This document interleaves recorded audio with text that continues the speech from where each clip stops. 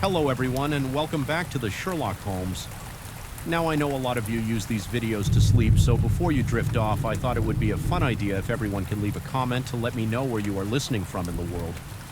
Also like and subscribe if you are enjoying the case.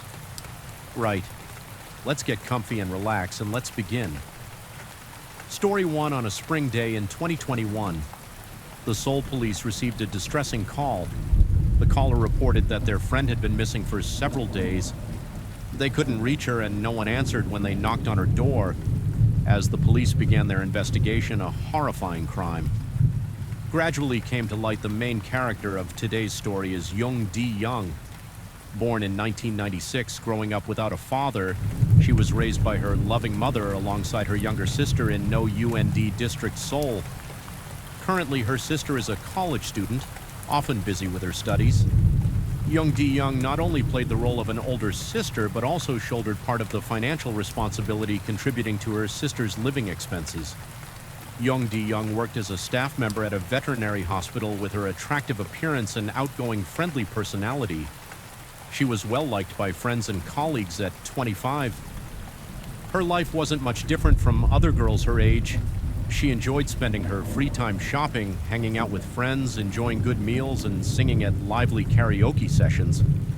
Young D-young frequently shared beautiful moments from her daily life on social media, viewing it as a way to preserve and spread joy to those around her.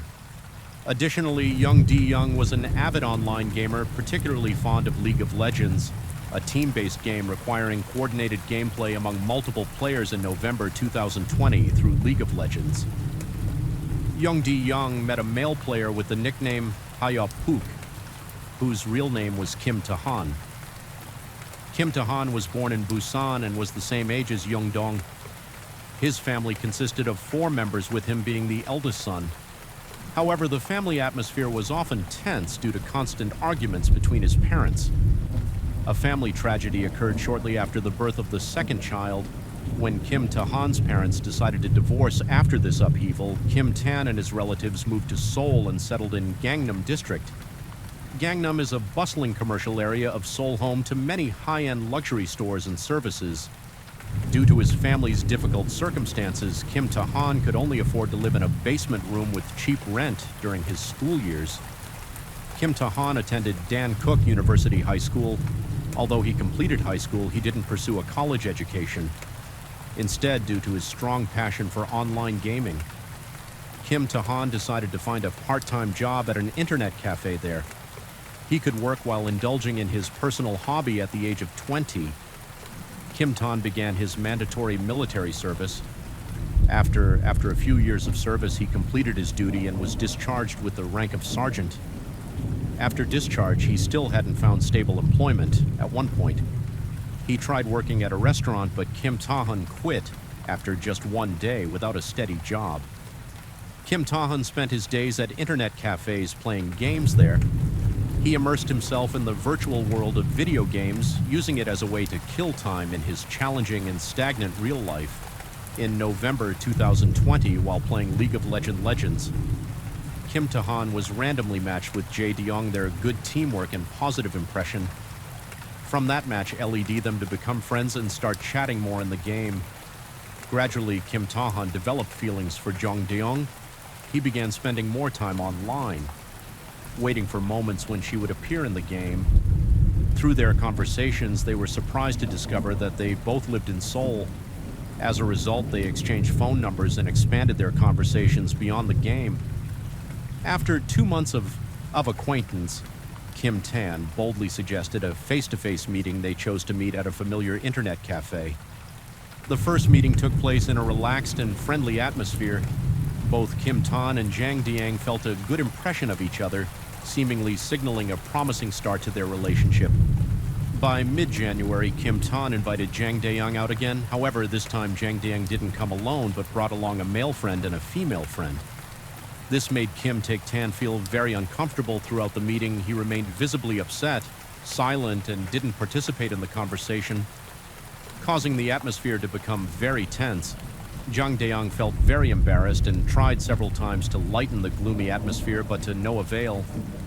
Kim Ta-han maintained his irritated attitude and even ended up arguing with Jong De-young's male friend. Only when others intervened did they stop. Finally, the meeting ended in an unpleasant mood after returning home.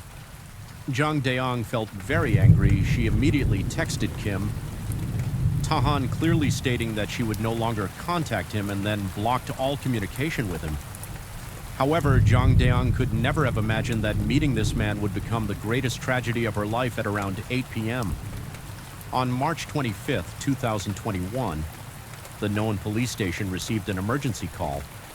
The caller was a friend of Jang De-young who told the police that they hadn't been able to contact Jang De-young for several days, according to the information from her friends. 2 days earlier, on March 23rd, Jang De-young had planned to go out with a group of friends. However, when the appointed time came, Jang De-young didn't show up. This made the group of friends feel very strange because Jang De-young was always punctual and had never been late or suddenly canceled plans. Initially, everyone thought that Jang De-young might have had an unexpected matter to attend to, so they didn't pay much attention to it. However, in the following days, they repeatedly tried to contact Jae De-young, but her phone was always unreachable. She also didn't show up at the veterinary hospital where she worked. Worried about their friend's safety, the group went together to the apartment complex in Noan District where Jang De-young lived when they arrived. They found Jang De-young's apartment door locked with several unclaimed packages. Outside, the group of friends then sought out the building manager and asked for the phone numbers of Jang De-young's mother and sister. Strangely, both of these numbers were also reachable. At this point, the group of friends suddenly remembered their last phone call with Jang De-young. Before hanging up, she seemed to have been startled and said to someone, "Why are you here?" Then quickly ended the call. Thinking about this, the group of friends suddenly felt an ominous premonition. They immediately called the police upon receiving the report. The police quickly tracked the phone locations of Jang De-young, her mother and her sister. The results showed that all three were inside the apartment. The police immediately dispatched forces to Jang De-young's apartment at 8:20 p.m.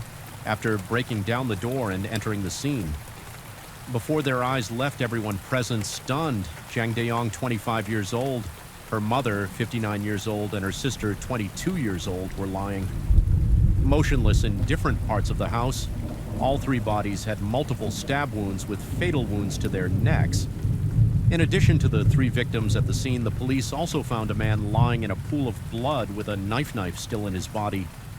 This man was still alive and was quickly taken to the hospital for emergency treatment. Soon after, the identity of the man was quickly determined. It was none other than Kim Tan, the friend Jang De-young had met in the game. After recovering, Kim Tan was interrogated by the police. He didn't deny his actions and immediately confessed to the murders. According to the investigation, Jang De-young had previously confided to her friends about her worry over how Kim Tan had dissed CED her home address. It was found that Kim Tan had traced clues from photos Jang De-young had posted on social media. He had noticed information on packages in the photos, and from there found out Jang De-young's home address. After obtaining the address, Kim Tan had stalked Jang De-young multiple times and even came to her house.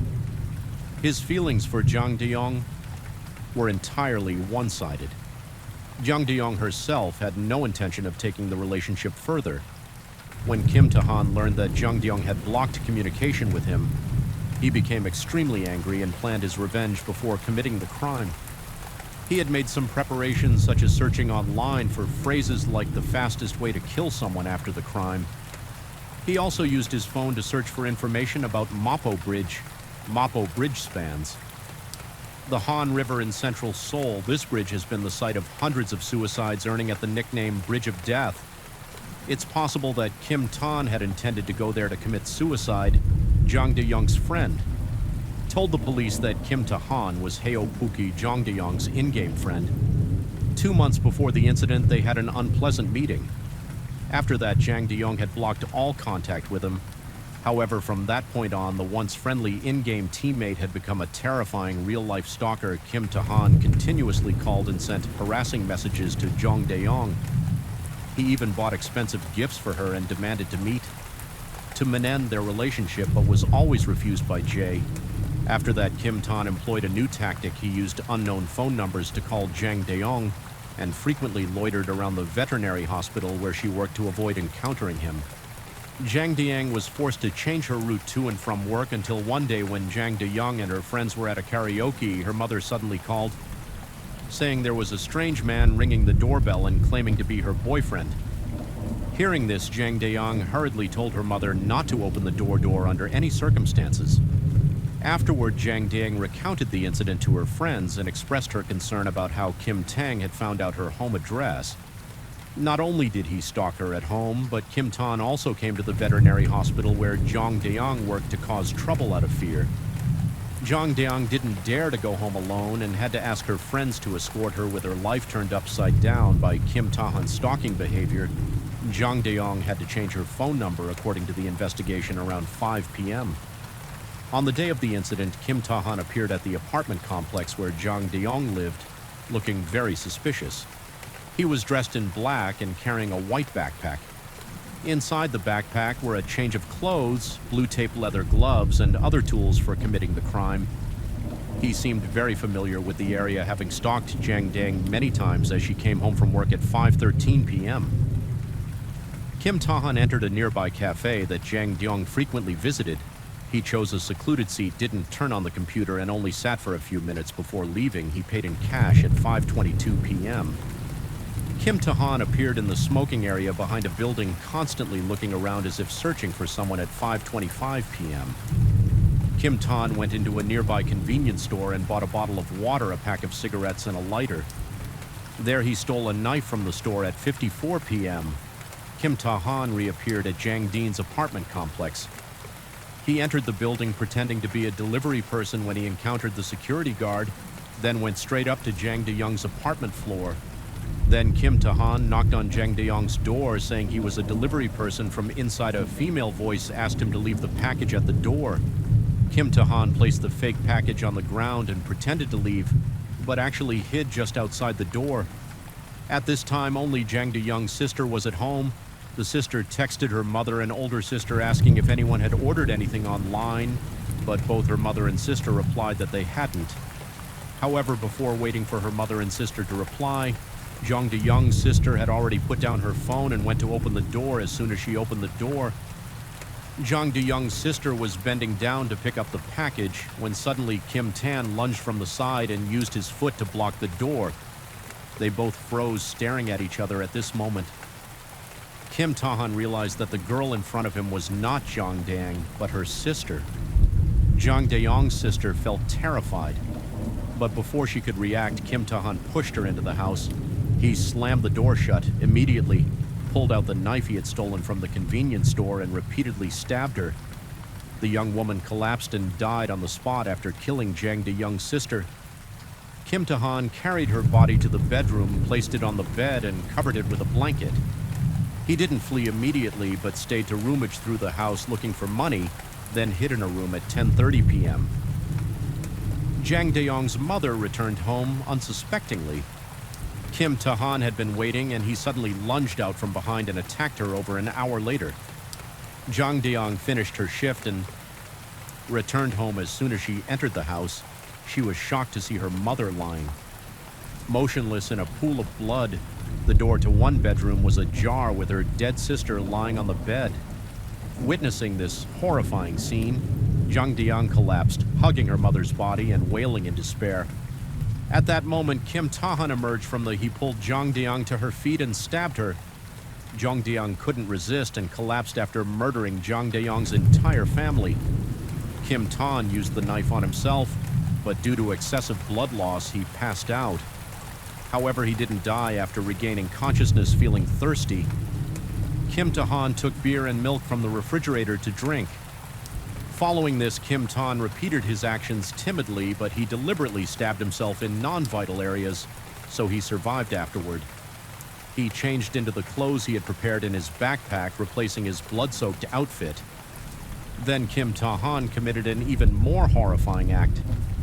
He lay next to Zhang Diyang's body and used her phone to delete his name from her friends list and block certain close contacts for 3 days after killing the 3 victims. He reset their phones to factory settings. He lived like this with the 3 bodies. For 3 days eating all the food in the house until the police arrived and arrested him when interrogated, Kim Teen confessed that his motive for the crime was that Zhang Diang had ignored his feelings, which led him to develop the intention to kill the police. Charged Kim Ta-han with 5 crimes, including murder, theft, and illegal trespassing. Kim Ta-han's brutal criminal acts caused a fierce wave of indignation in South Korean public opinion. Over 250,000 people signed a petition issued to the Blue House demanding that the government disclose Kim Ta-han's personal information and punish him severely when appearing before the media. Kim Ta-han always maintained a calm demeanor and showed no remorse, a criminal psychology expert commented.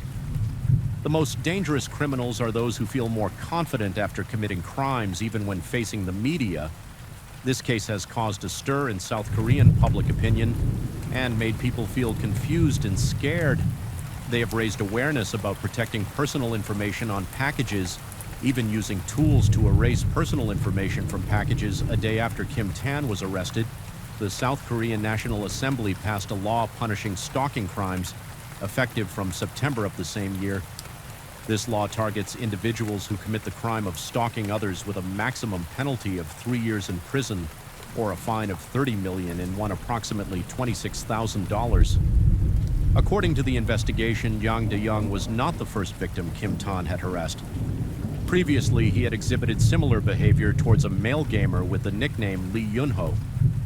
Kim Ta-han had shown excessive concern, even resorting to violence and threats against Lee Yun-ho. Kim Ta-han's extreme personality had been evident since childhood. He had a history of animal abuse and was a withdrawn child. A high school classmate recalled he usually spoke very softly, always kept to himself, but would occasionally burst into angry shouting fits that terrified IED. Everyone notably, the reasons for Kim Ta-han's anger were often trivial matters. Additionally, he was very fond of gaming and was quite skilled at it.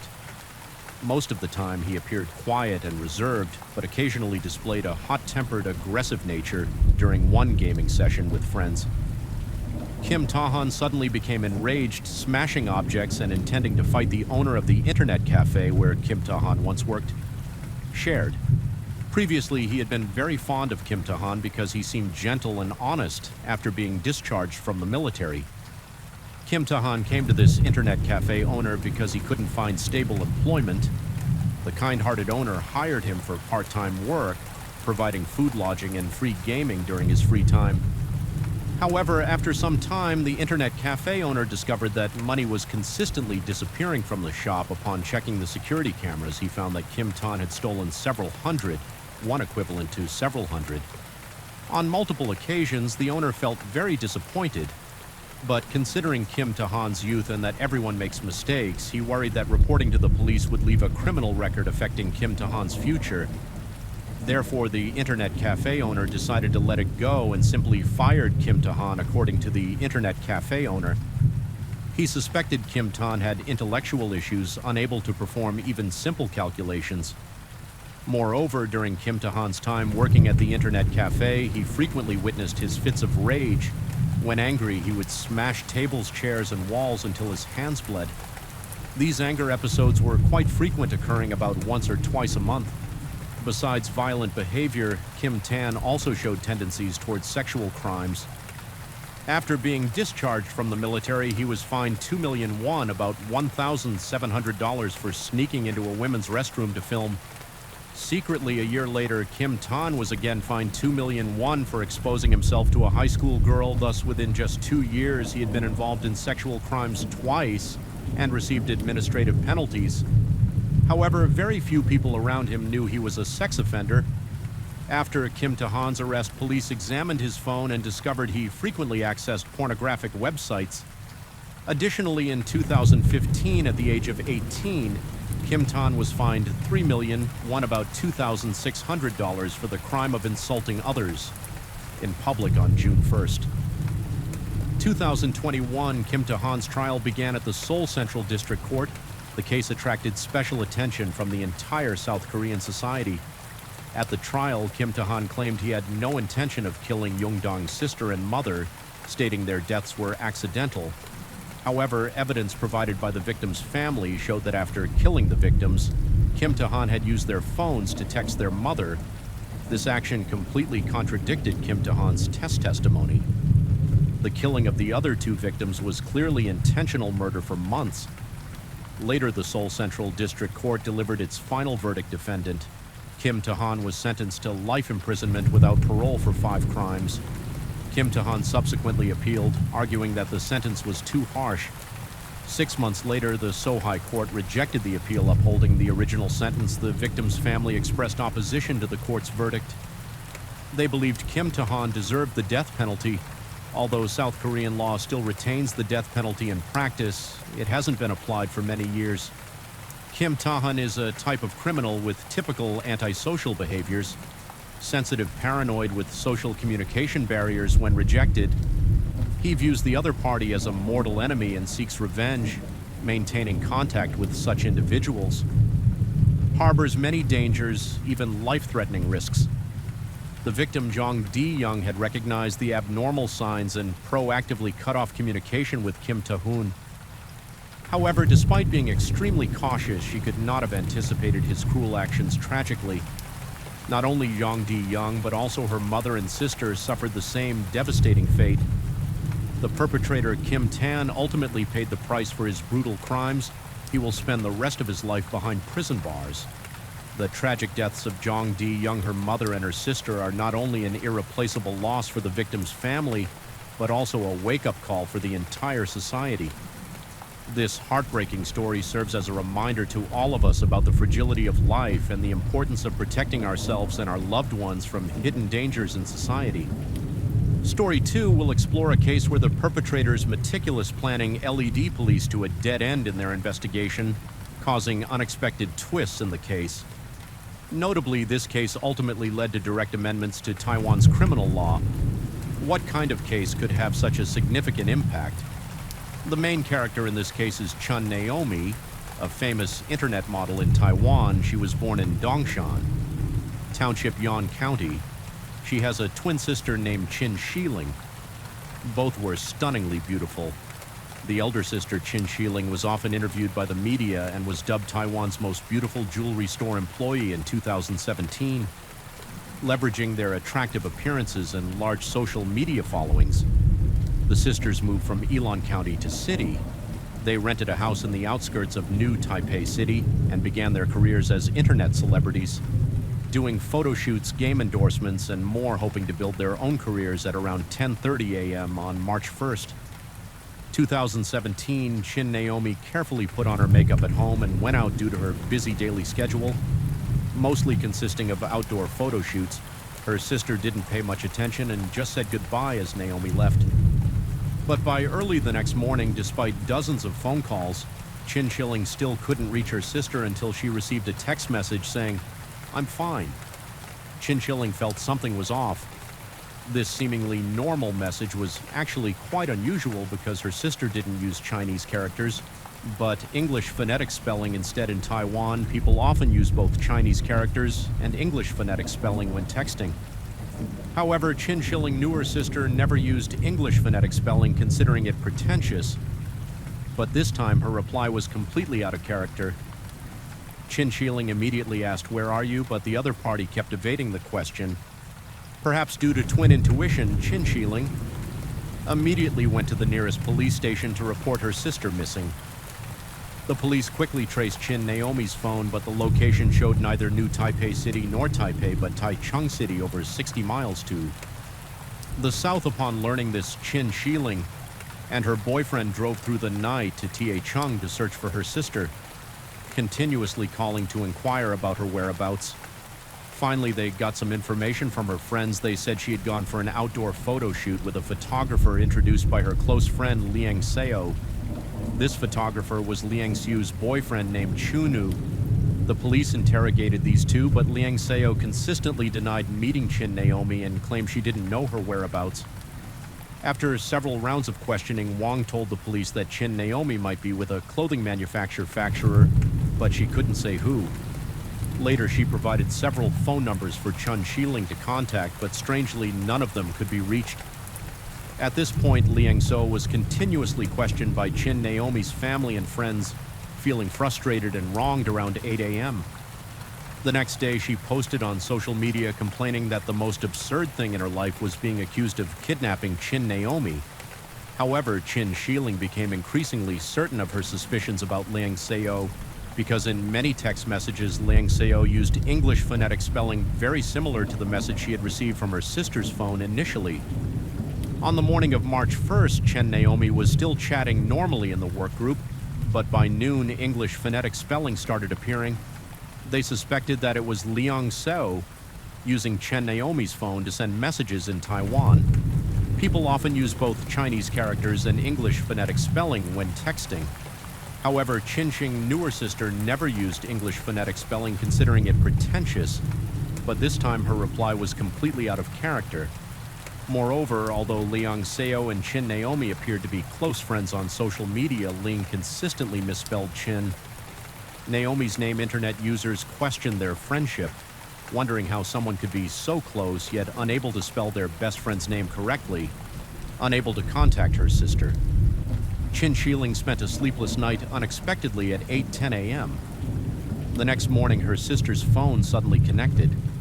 However, the voice on the other end was that of an unfamiliar man he claimed to be an employee of the five-star Evergreen Laurel Hotel in Tachong, saying he had found the phone in a storage room and was about to report it to the police when the call came through. Worried about her sister Chin, Shilling hadn't bathed or slept for 2 days. She even posted online expressing, "I don't want to live your share of life, I just want you to live with me." This call ignited a glimmer of hope for Chin Xing.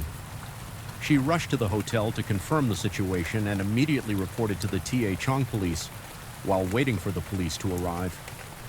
She tried to persuade the hotel manager to let her search for her sister, but was refused due to guest privacy concerns. Later, the Ta Chong police negotiated with the hotel management and finally obtained information about recent guests. Surprisingly, the guest list included Liang Xiu and her boyfriend Chun Yu. Previously, this supposed best friend had claimed she knew nothing about Chin Naomi's whereabouts. How would she explain this now? After obtaining this list, the police searched room 1122 where the couple had stayed in the bathroom trash can. They found Chin Naomi's transit card, credit card, ID keys, and other personal belongings. Moreover, hotel security footage showed that at 2:39 a.m. on March 2nd, Chungu had left the hotel room alone and entered a storage room on the same floor. Clearly, he was inextricably linked to this incident. The investigation revealed that Liang Xiu had no criminal record, while Chungu was a wanted suspect in a rape case by Taipei police. He also had multiple fraud and assault convictions. Despite his extensive criminal history, he had never killed anyone. The police, still hoping Chin Naomi might be alive, arrested both for interrogation. Chun Yu claimed that during the daytime photo shoot, Chin Naomi had argued with her boyfriend and, feeling upset, wanted to go out alone to clear her head. He said he didn't know where she went. However, when police questioned Chen Naomi's boyfriend, he stated their relationship was harmonious and they had no conflicts. Later, Chungi changed his story, saying that after the daytime shoot, Chin Naomi was taken away by a photographer named Zhang Xan, who was in the Jianghe district of New Taipei City. He claimed he had only taken her forgotten handbag. Police from Taichung and New Taipei quickly coordinated, even driving the suspect north for confrontation, but they discovered this person wasn't a photographer at all, but a friend who had once helped Chun Yu. Moreover, he wasn't even in Taiwan, having been in Hangzhou for over 2 months. As time ticked by, the leads kept breaking down. Chun Yu's credibility was severely compromised in a media interview. Chin Naomi's father revealed that his daughter was too trusting. He never imagined she would encounter trouble. Just months after moving to Taipei to pursue her career, her mother, unable to hide her grief, said her daughter had appeared in a dream, saying she was in a very dark place, scared and wanting her family to bring her home. Soon to find Chun Naomi's whereabouts as soon as possible. The police changed their interrogation tactics, with Chung Yu attempting to break through his psychological defenses. Initially, they tried to persuade him to confess quickly by offering reduced sentences, but he remained unmoved. Left with no choice, the police began describing eerie details from past cases to his resolve. As it neared midnight, the police had a sudden idea and said, "Perhaps Chin Naomi is no longer in this world. After midnight, her wrong spirit will come to find you." By this time, it was pitch dark, and with the earlier ghost stories, Chuni finally broke down. Following his directions, the police arrived at the Wangsheng building in Nangang, Taipei, in a dark, abandoned underground mall. They found the victim's body behind a large wooden board chin. Naomi lay on the floor, her face swollen and red, a belt around her neck, barefoot with her underwear only. Loosely covering her, seeing this tragic scene, the police at the scene were heartbroken. Chunu confessed that he and Liang Xiu had jointly invited Chin Naomi out. Afterwards, they fled to Taichung and checked into a hotel. He also accused Liang Xiu of being the mastermind, claiming he was only following her instructions. When Liang Xiu heard that Chin Naomi had been killed, she screamed, "How could this happen?" She repeatedly muttered in disbelief, but when she heard Chunu accusing her of being the mastermind, she became unusually calm and passive, either saying she didn't know or asking the police, "Don't you know how to investigate?" Based on the evidence at the crime scene, a renowned forensic expert made some deductions about the case. He suggested that the victim's underwear had been discarded. If Ling Xiu had been present at the scene, she might have redressed Chin Naomi out of friendship. Additionally, the body showed signs of being dragged. If had been there, she could have helped Chun Yu move the body instead of him having to drag it alone. Regarding this, Chun Yu stated that Ling Xiu had claimed Chin. Naomi had cyberbullied her, so she asked for his help and revenge during the strangulation and rape. Chin Naomi regained consciousness once and started screaming.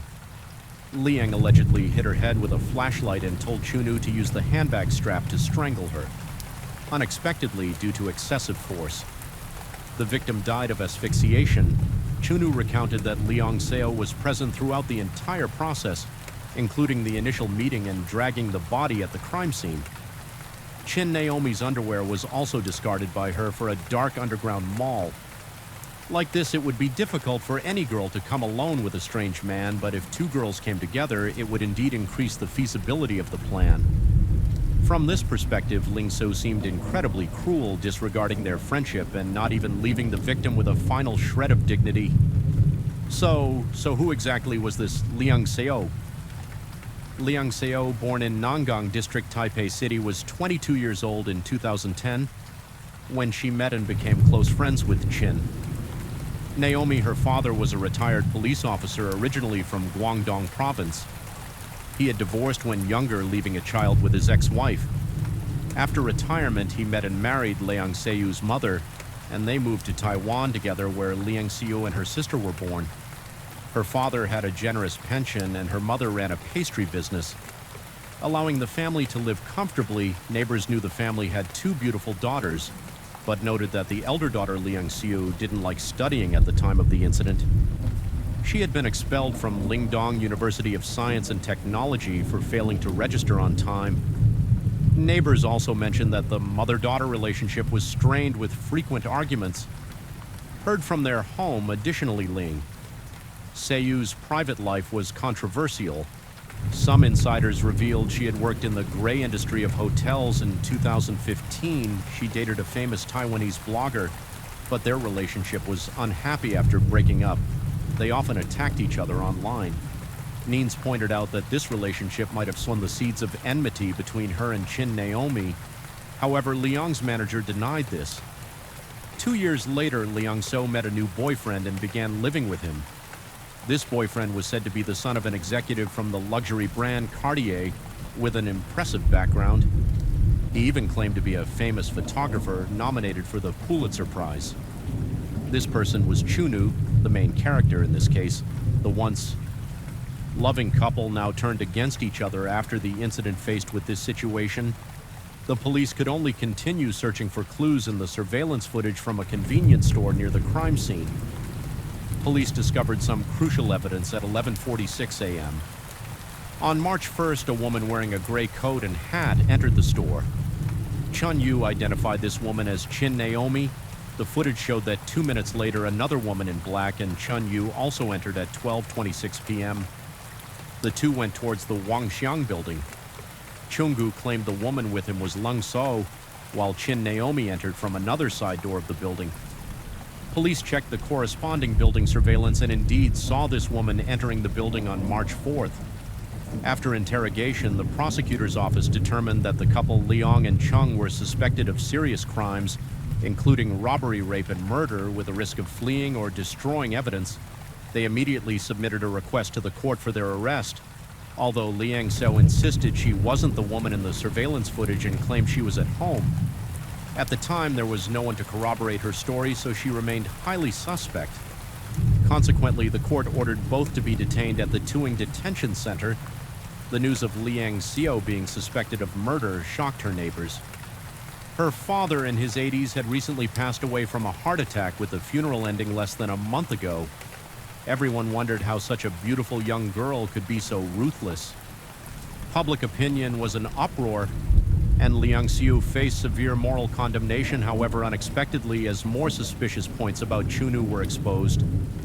The case took a major unexpected turn. Remember the photographer Zhang Exan mentioned earlier? His real name was Zhang Long. Originally a nightclub in Xi, he took to social media to clarify Chun Yu's previous blame-shifting behavior and expose his true nature.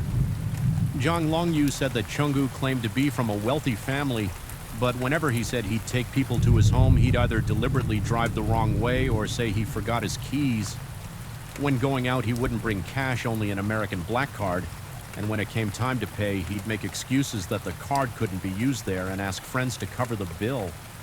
However, according to reports, the luxury car key and black card he flaunted were fake models bought online. Moreover, he often pretended to be an agent to lure Instagram models out for photo shoots with malicious intent. Zhang Longgu couldn't stand it and would advise against it. Whenever he discovered this behavior when his identity was exposed, Chunggu would lie on the living room floor begging to be taken in some of the victims' friends. Revealed that Chunggu had been warned by them several times for fraud years ago, but unexpectedly he never reformed and eventually committed murder during the investigation of this case. The Nangang police's description of Chunu was shocking.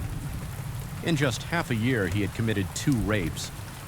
Astonishingly, one of these previous incidents occurred at the same crime scene, the basement of the Wangzong building, where he had sexually assaulted another victim, according to the investigation. His real name was Gingu. His parents divorced when he was 9 years old. From a young age, he had a habit of petty theft. His mother constantly had to clean up after his mistake and often asked the police to educate him. She even moved house 3 times and changed his name to Chunu in hopes that her son would reform. However, his mother's efforts had little effect, and the son's path became increasingly wayward. According to Taiwanese media reports, in 2013, Chunu met a girl named Xiaoi. When they first met, Chunu threw a pile of cash on the table and told her his company address and car plate number. Xiaoi said she really thought he was from a wealthy family at that time. It's hard to imagine that someone with such sophisticated fraud techniques only had a middle school education. A few months later, a car accident when they were together exposed. Chun Yu's true face, Xiaoi, discovered that the luxury car he claimed was his was actually rented, and he didn't even have a driver's license. Chung Yu's mother even called Xiaoi, asking her to help pay the fine. This left her stunned. Chun Yu also asked her to let him stay, saying his mother had kicked him out and he had nowhere to go. Only then did Ji realize he had nothing. However, even so, he continued to use similar tactics to deceive people for money and love. First, he married a female Uber driver and swindled 500,000 new Taiwan dollars, approximately 116,000 US dollars. Then he married his current wife.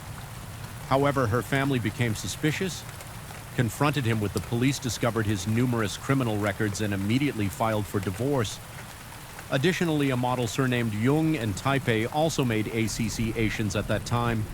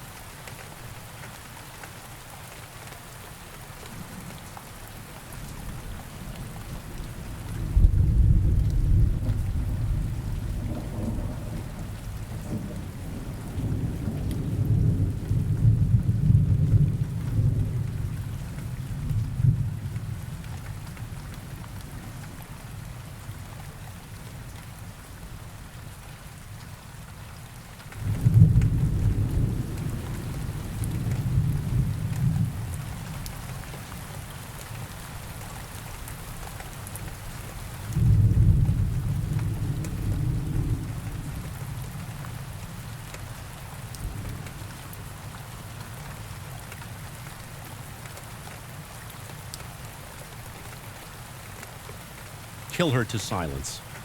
Her second, the method Chungu used to kill Chin. Naomi was not considered particularly brutal regarding the suspect's continuous misleading of the police. The judge considered lying after the fact to be human nature. This verdict caused public outrage. Chungu escaped the death penalty and even laughed mockingly in court. The victim's family wept bitterly, declaring that even 100 death sentences wouldn't be enough for the murderer. They couldn't accept that the loss of their daughter was deemed not particularly brutal. The Chin family couldn't accept this judgment. Chin Naomi's father also stated that Leong So was the mastermind behind the scenes. Although there was insufficient evidence, he believed she couldn't escape responsibility in June 2020 during the appeal hearing at the High Court. Chunu requested a mental evaluation in an attempt to reduce his sentence. However, both the appeal and retrial courts rejected this request, maintaining the original ver and stripping him of his civil rights for life on October 15th. The Supreme Court rejected the Chun family's appeal for the death penalty and decided to enforce the life imprisonment sentence. Although the trial of the case has concluded, it has left an indelible impact. First, the controversy surrounding Leong Su continues unabated. A few months after the incident, she changed her name and returned to the public eye, starting live streams on platforms and creating a new fan base faced with criticism from Neens. She choked back tears, saying she also loved Chin. Naomi very much, and missed her when Chen Shaoling, the victim's sister, heard about this. She posted a scathing rebuke demanding that Leong Xiao stop deceiving and causing trouble. She said if Leong had any conscience left, she should stop talking about her sister. It's clear that the decision to exempt Leong Su from prosecution still infuriated the Chin family. Secondly, the systemic loopholes exposed by this case also sparked public dissatisfaction. According to statistics from the Ministry of Justice in 2017, about 500 rape suspects in Taiwan were still at large, evading the law. Wang Weiyong, then a Taipei city councilor, also questioned the government's ultimate control measures. The health department also admitted that their enforcement power was insufficient and the disciplinary regulations were too lenient. The month of the incident coincided with International Women's Day, and Taiwanese women also called for stronger public power control in civil society. We know that judicial justice is the last line of defense in upholding social justice. Although the trial results of this case were not as expected, the fact that the perpetrator could repeatedly deceive people for money and love and even take a life over several years is inseparable from the imperfection of the social supervision mechanism. However, it's worth noting that after this case, Taiwan's Ministry of National Defense revised the criminal law, strengthening the sentencing for rape cases. Story 3, this case takes place in Nagasaki and Saga prefectures, two neighboring prefectures located in the northwest of Kyushu Island, Japan, in the city of Kashima, in southern Saga prefecture. A family of 5 lived in a house in the Koshi area. The husband, Katsuhiko Yamaguchi, 36, worked for a telecommunications company.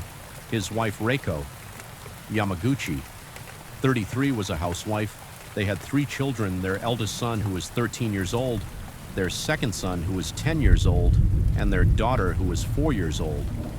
The seemingly peaceful life of this family was suddenly turned upside down by an unexpected event in the early hours of September 11, 1992, in the Tara area of Saga Prefecture.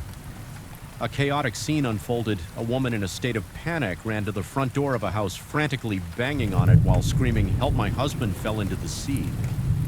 The desperate cry for help woke the homeowners from their deep sleep.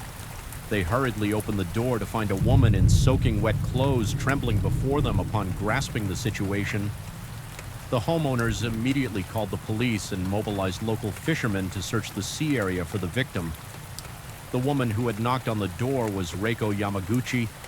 Her husband loved night fishing and often invited her to join him at the sea around 8 p.m. That evening, they had gone to a CU wall on the Tara coast while fishing. They had argued over a minor issue, causing Reiko to walk away in sadness by dawn. When she had calmed down and returned to the CU wall, she discovered her husband had vanished, leaving only a fishing rod behind. Fearing he might have fallen into the sea, she rushed to a nearby house to seek help after receiving the report. The police quickly arrived at the scene. However, due to the darkness, they couldn't immediately find the victim. The fishermen involved in the search also couldn't detect anything. A while later, the police finally found Katsuo Yamaguchi's body near the sea bottom. With no signs of life upon preliminary examination, there were no apparent wounds on the victim's body, and the cause of death was determined to be drowning. The time of death was estimated to be around 2 a.m. The police didn't conduct a detailed autopsy and concluded it was an accident. The death of her husband left Reiko Yamaguchi feeling extremely sorrowful with 3 school-aged children. The burden of life now weighed heavily on her shoulders. ERS Reiko's dire circumstances evoked sympathy and compassion from many people. Reiko Yamaguchi was born in Saga Prefecture, Japan. She was the youngest child in her family. Her father was a police officer with a hot temper who often beat and scolded his wife and children. Her mother always endured her husband's bad temper. Patiently, Reiko grew up in this less than harmonious family environment. After graduating from high school, she attended a nursing college. Upon graduating at the age of 20, she began working as an intern nurse at a local hospital. By chance, Reiko met Katsuhiko Yamaguchi, who was 3 years her senior. Their relationship progressed quickly, and they became a couple. After 6 months, they met each other's families and prepared for marriage. Katsuo Yamaguchi's family had a distant relative, an 89-year-old man living alone in the Koshi area of Kashima City. The old man offered to adopt Katsuo on the condition that he would take care of him in his old age, in exchange for leaving his house and land to Katsuhiko. After his death, upon hearing this proposal, Katsuhiko immediately agreed, as it was a good opportunity when he was preparing to marry and needed a house. After Katsuhiko Yamaguchi and Reiko got married, they moved in with the old man. Reiko quit her job at the hospital to become a housewife. Taking care of her husband and the old man, the couple had a clear division of labor. One would take care of household matters, while the other would handle social affairs from 1980 to 1988. The couple had 3 children during this time. The old man passed away due to illness. The couple inherited his property, making their life more comfortable. However, the good times didn't last long. The Yamaguchi family's life gradually fell into a spiral of difficulties when Katsuo became addicted to gambling. Although he worked for a telecommunications company, his income was not enough to cover his increasingly expensive habit. The inherited assets, which should have been a spring BW for the family's life, were quickly squandered by him. All the land was sold and debts piled up. The family's life became increasingly difficult in these dire circumstances. Reiko Yamaguchi remained patient. She didn't complain about her husband, instead devotedly taking care of their 3 children and taking on part-time jobs to make ends meet. However, her silent sacrifice seemed insufficient to maintain her husband's affection. The family tragedy became even more bitter when, not long after their youngest daughter was born, Katsuhiko had an affair, not wanting her children to lose their father figure. Reiko had to turn a blind eye to her husband's infidelity. However, Katsuhiko became increasingly brazen in his extramarital relationship. He often went on dates with his mistress, sometimes absent from home for days, leaving his wife and children in both material and emotional deprivation. Katsuhiko Yamaguchi's mistress was named Kyoko, a married woman who had worked in a bar. She knew how to manipulate men's psychology. Katsuhiko was quickly captivated by Kyoko's gentle and seductive demeanor. He willingly spent lavishly on his new lover, despite his family's tight financial situation. Meanwhile, Kyoko cleverly concealed this extramarital relationship from her husband Shoda. She and Katsuhiko often met secretly and went to karaoke later. Kyoko and her husband Shoda planned to open in Isaya, a type of Japanese bar in Kashima City, but were still short 1.2 million yen, approximately $1,000 in capital. Kyoko asked Katsuhiko for help without hesitation. Katsuo decided to contribute the full amount. Thanks to this, the Iseka opened smoothly. Katsuo became a regular customer at the bar, but his purpose was not to drink, but to meet privately with Kyoko. Although they frequently met at the bar, Kyoko's husband Shoda remained unaware of this. In April 1990, Kyoko divorced her husband Eshi, but they continued to manage the Isaka together. This created favorable conditions for Katsuo to frequent the bar more often, to the point where it almost became his second home. Finally, Shoda noticed something unusual. He began to suspect that Kyoko had been having an affair before the divorce. The more he thought about it, the angrier he became, and he decided to go to Katsuhiko Yamaguchi's house, demand 1.5 million yen, about $13,600. In compensation, unexpected, Edel Katsuhiko agreed immediately at this point. Shota suddenly realized that the amount he had demanded was too little compared to the actual damage.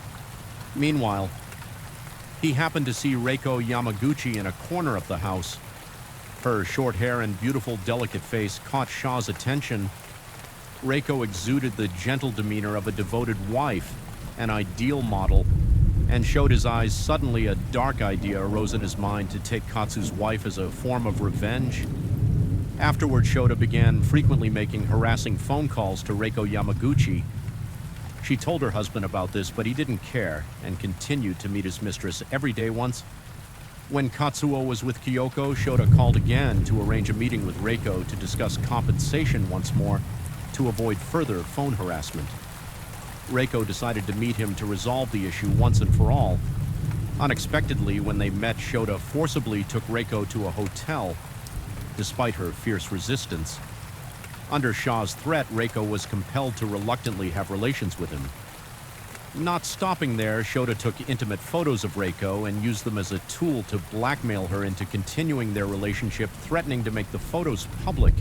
If she refused, feeling hurt and humiliated, Ario went to her husband to tell him everything that had happened. She hoped Katsuhiko would end his relationship with Kyoko and protect her from Shaw's harassment. However, Katsuhiko's reaction left Reiko even more desperate. He was not only different, but also thought Reiko was too sensitive and couldn't handle a little difficulty he even had.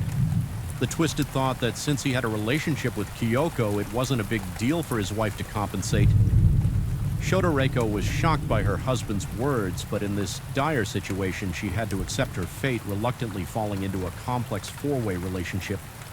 Later, Shota demanded that Reiko Yamaguchi come to work at his izakaya and promised to pay her a monthly salary.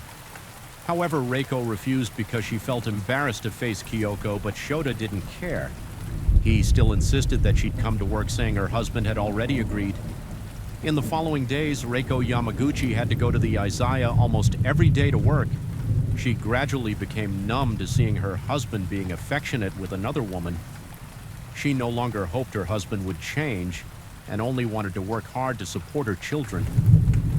Reiko didn't want her children to know about their father's affair, so she suggested to her husband that they maintain the appearance of a normal couple at home, not letting the children notice anything. Her husband verbally agreed, but still frequently beat and scolded her. Showing no marital affection for the sake of her children, Reiko Yamaguchi had to endure. However, she never expected that just a year later, her husband would drown in the sea. When the incident occurred, Reiko no longer had any feelings for her husband, but she didn't want her children to lose their father after her husband's death. The burden of raising the children fell heavily on her shoulders alone. Fortunately, all three children were well behaved, which provided her with some consolation. Not long after this tragedy, misfortune struck the family again, 6 years after Katsuhiko Yamaguchi's death. In the early hours of October 27, 1998, Reiko Yamaguchi suddenly ran into a convenience store in Kanagi Town, Nagasaki Prefecture in a state of panic. She said that her second son, Toshitaka Yamaguchi, had been squid fishing at a nearby port when he slipped and fell into the sea. The store clerk immediately called the police upon hearing this. The Nagasaki Prefectural Police, after receiving the report, notified the Kagai Town Fishery Association to send boats to the Gushi port for rescue. After 40 minutes of searching, they found Toshitaka Yamaguchi's body about 164 feet from the port. However, the police quickly became suspicious because Toshitaka's body was wrapped in a lot of tape. If the boy had really slipped and fallen into the water by accident, how could there be tape on his body? It seemed like this was someone's deliberate action when she saw her son's body being pulled up. Reiko Yamaguchi appeared extremely distraught. However, the experienced police officers realized that the woman before them was not as simple as she appeared. They began to interrogate her. Reiko Yamaguchi stated that her second son was in middle school and had excellent academic performance. He had an older brother and had passed away 6 years ago. The family of 4 was living in Saga Prefecture around 10:30 p.m. The previous night, Toshitaka had said that the pressure of studying was too great recently, so he wanted to go fishing to relax and asked his mother to take him to Kagiport to catch squid by dawn. The boy had slipped and fallen into the water. It was very dark at the time, so visibility was poor. Reiko Yamaguchi had tried to use a tree branch to pull her son up but failed, unable to swim in her panic. She ran to a nearby convenience store for help. The police were skeptical of Reiko Yamaguchi's statement, since the incident didn't occur on a weekend and there was school the next day. It seemed unreasonable for her son to ask his mother to take him fishing late at night. Moreover, they were living in Saga Prefecture while the port was in Nagasaki Prefecture, about 12.4 miles apart. If they really wanted to relax by fishing, they could have easily done so in Saga Prefecture. So why go so far? Furthermore, October is not the squid fishing season, which is basic knowledge for people living near the sea. Therefore, the police believe that this case certainly had some hidden aspects. Subsequently, they decided to conduct an autopsy on Toshitaka's body. The forensic results showed that there were sedatives in the victim's stomach, no apparent wounds on the body, and the cause of death was drowning. The time of death was estimated to be around 1 a.m. on October the 27th. From this point, the police suspected that Reiko Yamaguchi was likely the main culprit. They speculated that she had secretly given her son sedatives, waited until the boy was sound asleep, then used tape to bind his hands and feet before throwing him into the sea, staging the scene to look like an accidental drowning. But why would Reiko Yamaguchi want to kill her own son? The police quickly discovered that Reiko had purchased a large accident insurance policy for her second son with herself as the beneficiary according to the insurance terms. If her son died in an accident, she would receive a very large compensation payment. The police also discovered that 6 years ago, Reiko's husband had also drowned under suspicious circumstances. At that time, she had received 100 million yen, about $97,000 in insurance money. Therefore, they suspected that Reiko had carefully planned both cases to defraud the insurance company because the Saga Prefectural Police had not thoroughly investigated the cause of Reiko's death. 6 years ago, some suspicious points had been overlooked. Now the police found the person who had helped Reiko report the incident 6 years ago to ask for more details. The person who reported the incident recalled that at that time Reiko had come knocking on their door at midnight, appearing very agitated and saying that her husband had fallen into the sea. The strange thing was that it hadn't been raining that day, but her entire body was soaking wet. She had said that she couldn't swim, so she had come to ask for help. So why was she wet? This made people suspicious next. Next, the police sought out the fishermen who had participated in the search that year. Surprisingly, all of them believed that the incident that year was certainly not a simple accident, and it had many suspicious points after receiving the news that someone had fallen into the sea. The fishermen had driven their boats to the area where the incident occurred on the sea wall. There was only a fishing rod stuck there with no bait tackle box or any other fishing equipment. It didn't look like the gear of a real fisherman, but rather like someone who didn't know much about fishing had deliberately placed it there after the victim's body was recovered. They had told the police about their suspicions, but were ignored. The police hadn't even conducted a basic investigation before hastily concluding it was an accident. In fact, the police that year had also discovered some unusual points. For example, at the time of the incident, it was low tide with shallow water. The location where the victim fell into the water wasn't deep enough to cause drowning. Even if someone had accidentally fallen in, they could have easily waded to shore. Additionally, the seabed was full of sharp rocks, and if someone had really fallen, they would likely have been scratched. However, there were no wounds on the victim's body. Based on the newly collected evidence, the police believed that the case from 6 years ago might not have been an accident, and Reiko Yamaguchi was the prime suspect in the case. Next, they interviewed some neighbors to understand the daily life situation of this family. A neighbor said Toshitaka was a well-behaved, studious child who always took the initiative to greet people politely. However, for some unknown reason, the boy's face was often injured, and he even had a broken nose once. When people asked out of concern, the boy stammered that he had gotten into fights with his siblings at home and accidentally got hurt. The neighbors suspected it was caused by his mother's boyfriend. That man had a hot temper and often abused the children, especially Toshitaka. Another neighbor told the police he often saw Yamaguchi, Toshitaka, studying under a streetlight or in front of a vending machine. When he returned from night shift, sometimes he even saw the boy walking the dog at midnight. Even when it was raining, the neighbor vaguely felt that the boy was in trouble, but whenever he asked if the boy needed any help, he always refused during the investigation. The police also learned that Toshitaka's family was very poor. His mother's boyfriend often beat and scolded the children. Reiko Yamaguchi should have received a large insurance payout after her husband's death, enough for the whole family to live comfortably. So why were they living in such poverty? To find the answer to this question, the police investigated the background of Reiko Yamaguchi's boyfriend. This man's name was Keo Sodu, 51 years old with no stable job and living by deceiving others. He was very skilled at manipulating women's feelings, luring them into his trap and then swindling their money to spend. He was addicted to gambling, spending any money he had on gambling until he lost it all. The police suspected that Reiko Yamaguchi might have been psychologically manipulated by Keo Sodu, and all the insurance money had fallen into his hands. Therefore, they sought out Keo for investigation. Soon after, under police pressure, he confessed to all his crimes. Keo Sodu was born in Fujitsu County, Saga Prefecture. He was the youngest of 5 siblings with 1 older brother and 3 older sisters. His mother died early and his father raised the 5 children alone. Keo was mischievous and destructive from a young age. Always at the bottom of his class, academically in high school, he befriended delinquents and expelled before graduation. Afterward, Kei went to Tokyo alone to make a living. He found work as a truck driver and part-time at a bowling alley. At 26, Keo got married. The couple lived in Kanagawa Prefecture and had 3 children. Life seemed stable.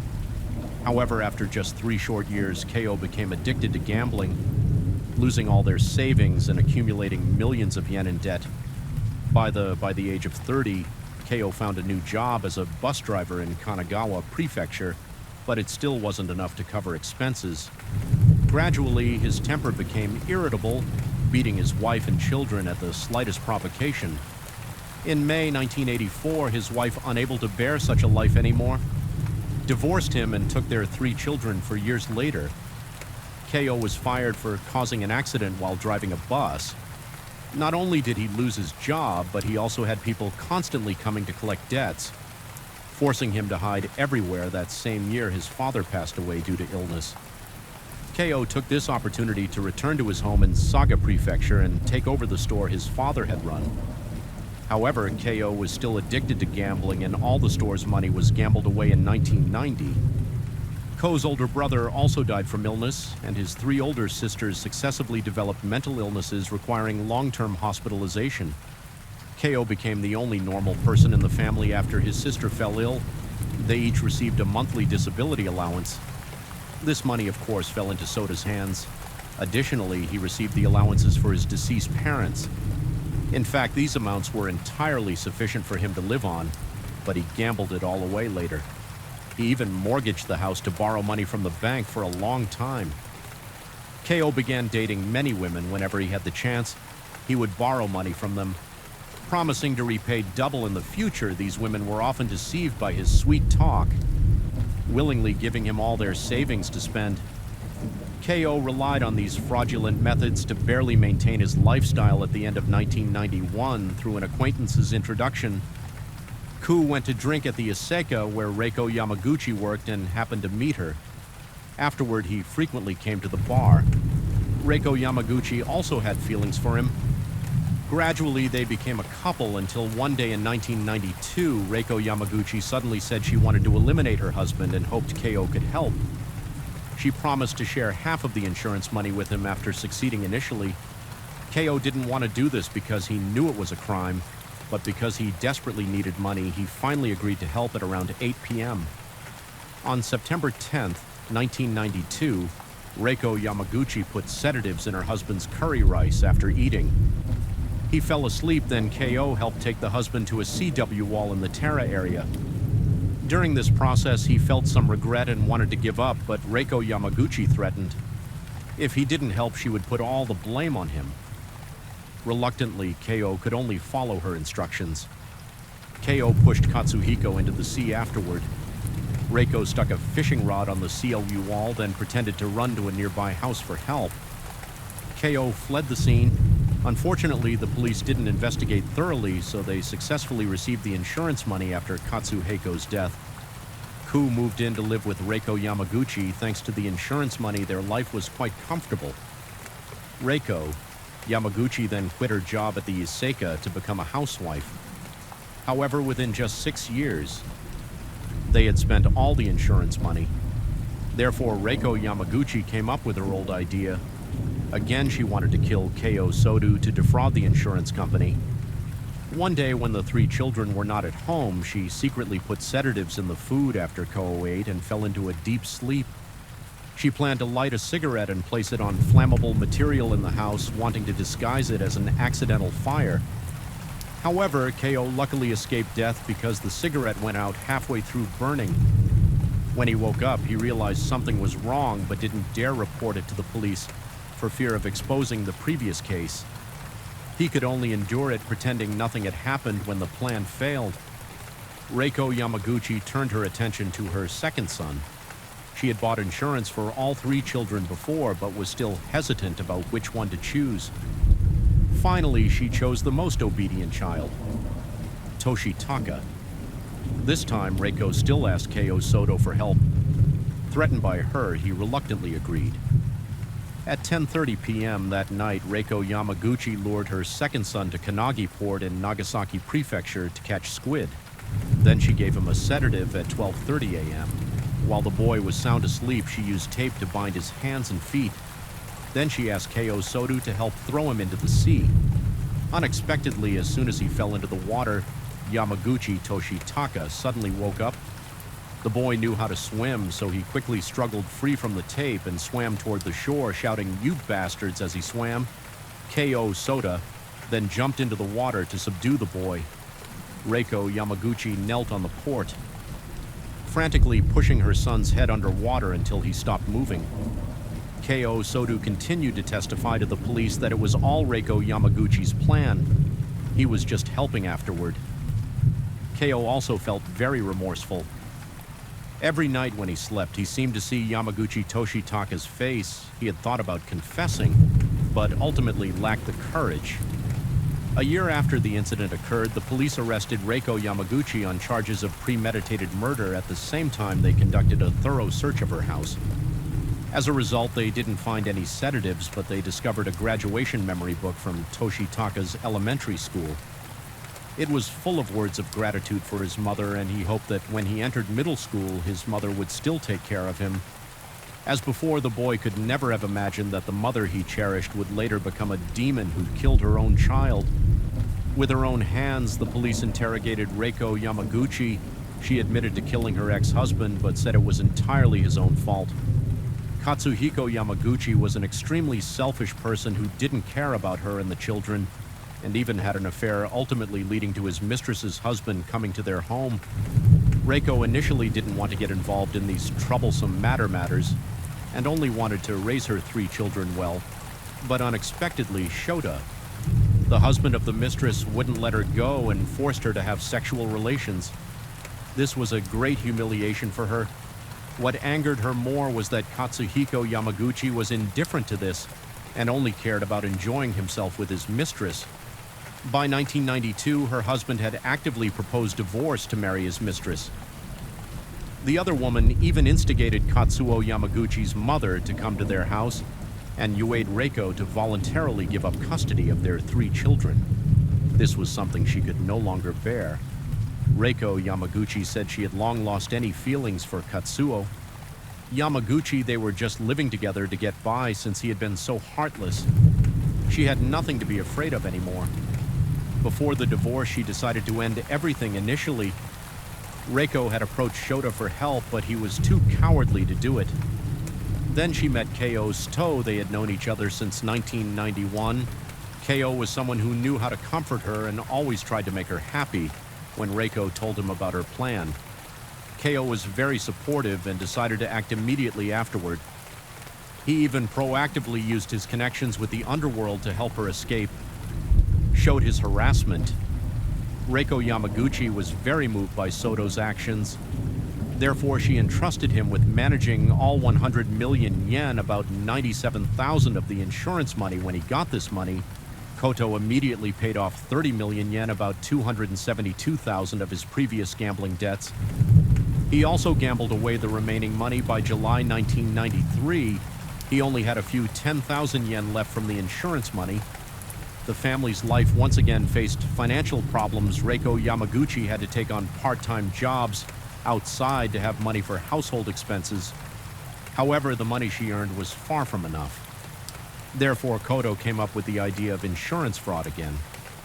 This time, he targeted Toshi, Taka Reiko's second son. Reiko Yamaguchi initially strongly opposed this, but Koto was too greedy to listen to her advice. Under his constant persuasion, Reiko began to waver.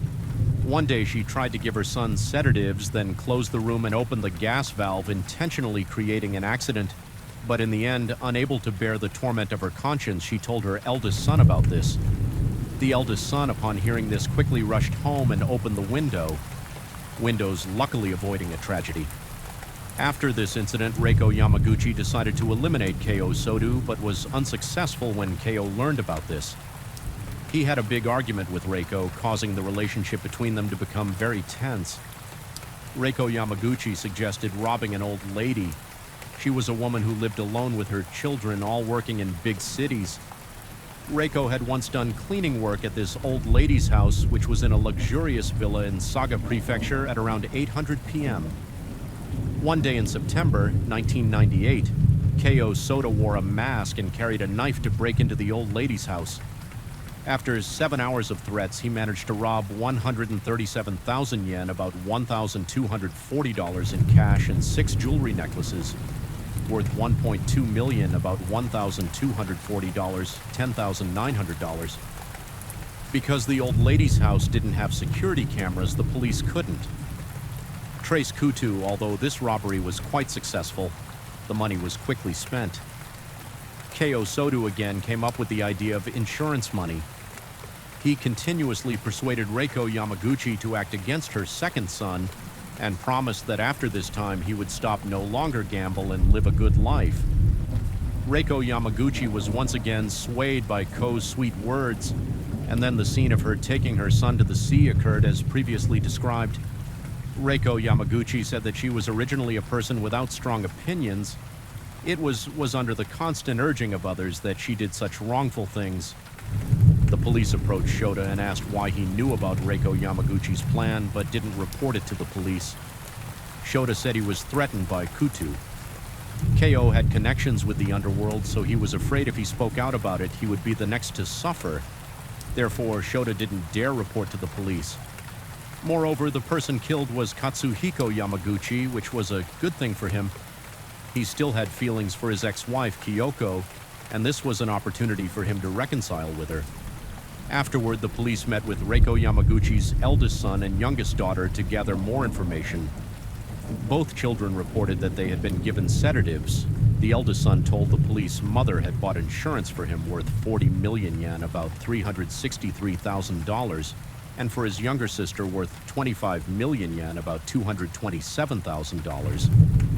If the police didn't intervene and investigate the time, the next person thrown into the sea could be them. The two siblings continued to say that Keiyo Soto had a hot temper. Since he moved in to live with them, their family life had become tense with almost daily violence and arguments. Their mother listened to Setu a lot, and her attitude towards the children was no longer the same as before. In fact, the two children had long known that their mother and Keiyo Soto had bad intentions, but they still didn't want to report to the police. After all, their mother had worked hard to raise them, and perhaps she had only done wrong things because of instigation. It was all Keiyo Soto's fault when this news was published. People were shocked by the behavior of a mother killing her own child to defraud insurance money. They couldn't believe there could be such a mother in the world, and unanimously condemned Reiko Yamaguchi and Kutu. 2 years after the incident, the trial was held at the Nagasaki District Court. The defendants Reiko Yamaguchi and Keo Sodu were charged with 2 counts of premeditated murder, murder fraud, and robbery. Both pleaded guilty but didn't admit to being the mastermind, instead blaming each other at the court defendant. Reiko Yamaguchi cried, saying that the planner for both cases was Kutu.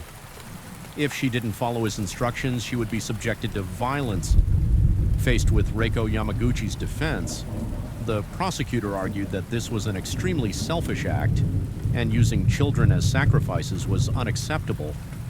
The crime of severing family ties was unforgivable. The prosecutor demanded the death penalty for both defendants. The judge declared in court for the murder of Katsuhiko Yamaguchi. The defendant, Reiko Yamaguchi, must bear primary responsibility for the murder of Yamaguchi. Toshi Taka, both defendants are equally responsible. They committed the crime together, so there is no distinction in the severity of their punishment. In January 2003, after 32 court sessions, the court delivered its verdict. Defendants Reiko Yamaguchi and Keo Sodu were found guilty of 2 counts of premeditated murder fraud robbery, and other charges. Both were sentenced to death. However, the defense lawyers disagreed with this verdict and appealed to the Fukuoka High Court. 6 years after the incident occurred, the appeal trial was held. The eldest son and youngest daughter of defendant Reiko Yamaguchi submitted a petition for leniency for their mother. Meanwhile, defendant Keo Soda said he sympathized with Reiko Yamaguchi's circumstances, which is why he cooperated in killing her ex-husband. Afterward, the idea of killing the second son was also Reiko. He only participated in the execution. Keo hoped the court could consider leniency and uphold the death sentence for him. After consideration, the court made a final decision to overturn the death sentence for defendant Reiko Yamaguchi and replace it with life imprisonment for defendant Keo Su. The court maintained the original sentence. The story of Reiko Yamaguchi is a heartbreaking tragedy, reflecting the dark sides of society and human nature from a happy family. They fell into a spiral of crime, deception, and violence. This case is also a warning about the importance of love and respect within the family. When these values are eroded, tragedy can occur at any time. Story 4 in a suburban town near Los Angeles, California. People asleep in their homes were suddenly awakened by a series of gunshots and the cries of children in the middle of the night. A family tragedy was unfolding. How could a home that should have been filled with joy and warmth turn into a horrifying crime scene? Who is the person behind this brutal act? Today's case involves a Chinese-American family, but with a slight twist. The husband was a Chinese-American who immigrated to the U.S. with his parents as a child. The wife, originally from China, had attended university and worked in her home country through the arrangement of his parents. This beautiful woman married her current husband, and they had children together. However, behind the appearance of a harmonious family, a quiet crisis was brewing when the wife's parents came from AF far to visit. They had no idea this would mark the end of their lives. To understand the full scope of this case, we need to rewind back to 2016. The crime scene was located in West Covina, California, about 19 miles east of downtown Los Angeles, around 8:30 p.m. On April the 13th, 2016, gunshots suddenly rang out on a quiet street. Several local residents who heard the shots called 911. Of them reported hearing more than 20 gunshots and the sounds of children crying and screaming, which sounded extremely distressing. Another resident said he not only heard gunfire and children's screams, but also knew the incident was happening in a neighboring townhouse across the street. He saw a man pacing back and forth on the second floor of the house before the man closed the blinds and turned off the room's lights. The police quickly pinpointed the crime scene based on the reports. A townhouse in the 1300 block of East Oahu Street by around 8:55 p.m. 2 officers knocked on the door of the house. A man came downstairs from the upper floor to open the door for the police. However, during the conversation, the officers noticed something off about him. He appeared extremely frightened and was speaking incoherently. As a result, the officers called for backup, arrested the man, and handcuffed him. The officers then entered the house to investigate. One officer kicked down the door to the downstairs bathroom and discovered the children trembling and huddled together in obvious shock. The youngest child had large red stains on both their body and pajamas. Other officers headed upstairs and found a woman at the top of the stairs near the master bedroom. Her body lay on the right-hand hallway outside the bedroom, showing no signs of life. She had been shot in the face, causing brain matter to scatter across the floor and even splatter onto the wall behind her. Police found a tooth and a spent bullet casing on the stairs leading to the second floor. Lying in the hallway nearby was an elderly man, his body covered in dried blood. Based on the shape and angle of the blood spatter, forensic experts concluded that the victim was lying on the floor when he was shot. 2 bullets were embedded in the hardwood floor beneath the body, while others, after passing through the victim, punctured the ceiling of the floor below. To the left of the man's body was a knife. Its position was odd, as if it had been deliberately placed there like a prop. Even stranger, in the midst of this bloody, gruesome scene, the knife was completely clean without a single stain. The overall scene was both horrifying and bizarre. Next, the officers entered the master bedroom inside the closet. They discovered several firearms, including handguns, rifles, and boxes of ammunition. A small arsenal among them was a .45 caliber semi-automatic handgun, which had been fired 10 times and was now empty.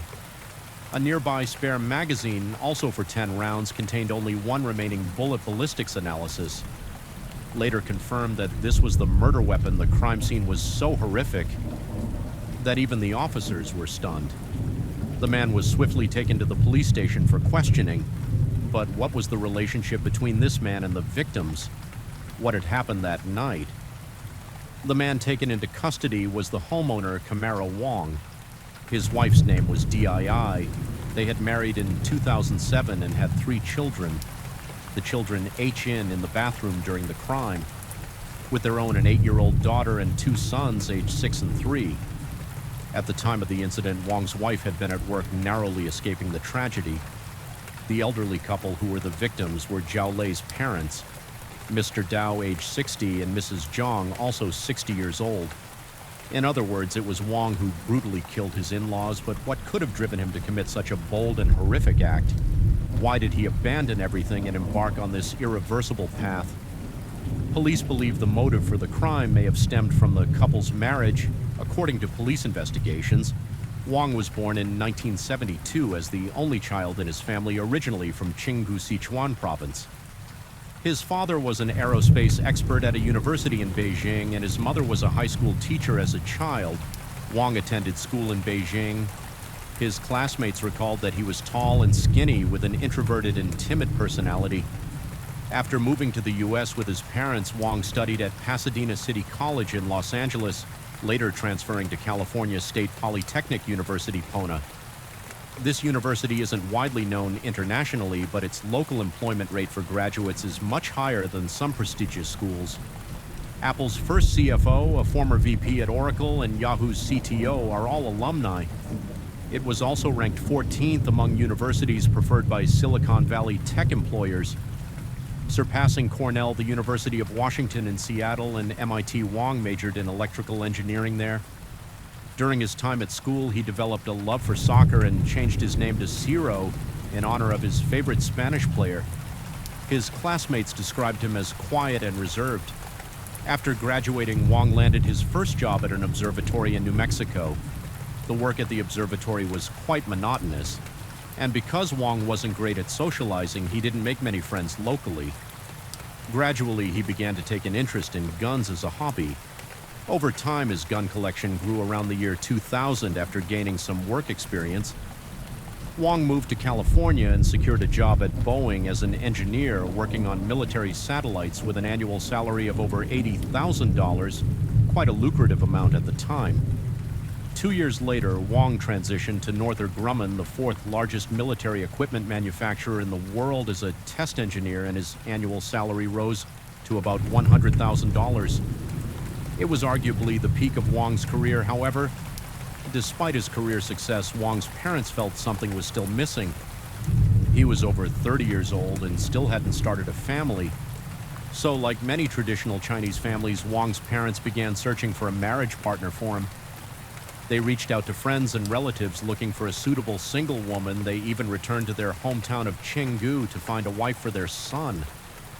Around 2005 to 2006, they introduced Wang to Ji, the daughter of a longtime family friend who was 9 years younger than him. Dai, born in 1981, graduated with a degree in nursing from Sichuan Medical University. After graduation, she worked as a nurse at HHI Hospital. Di had fair skin and was tall. Resembling her mother, neighbors remembered her as a gentle, well-educated, hard-working, and quick-witted young woman with her medical background in youth.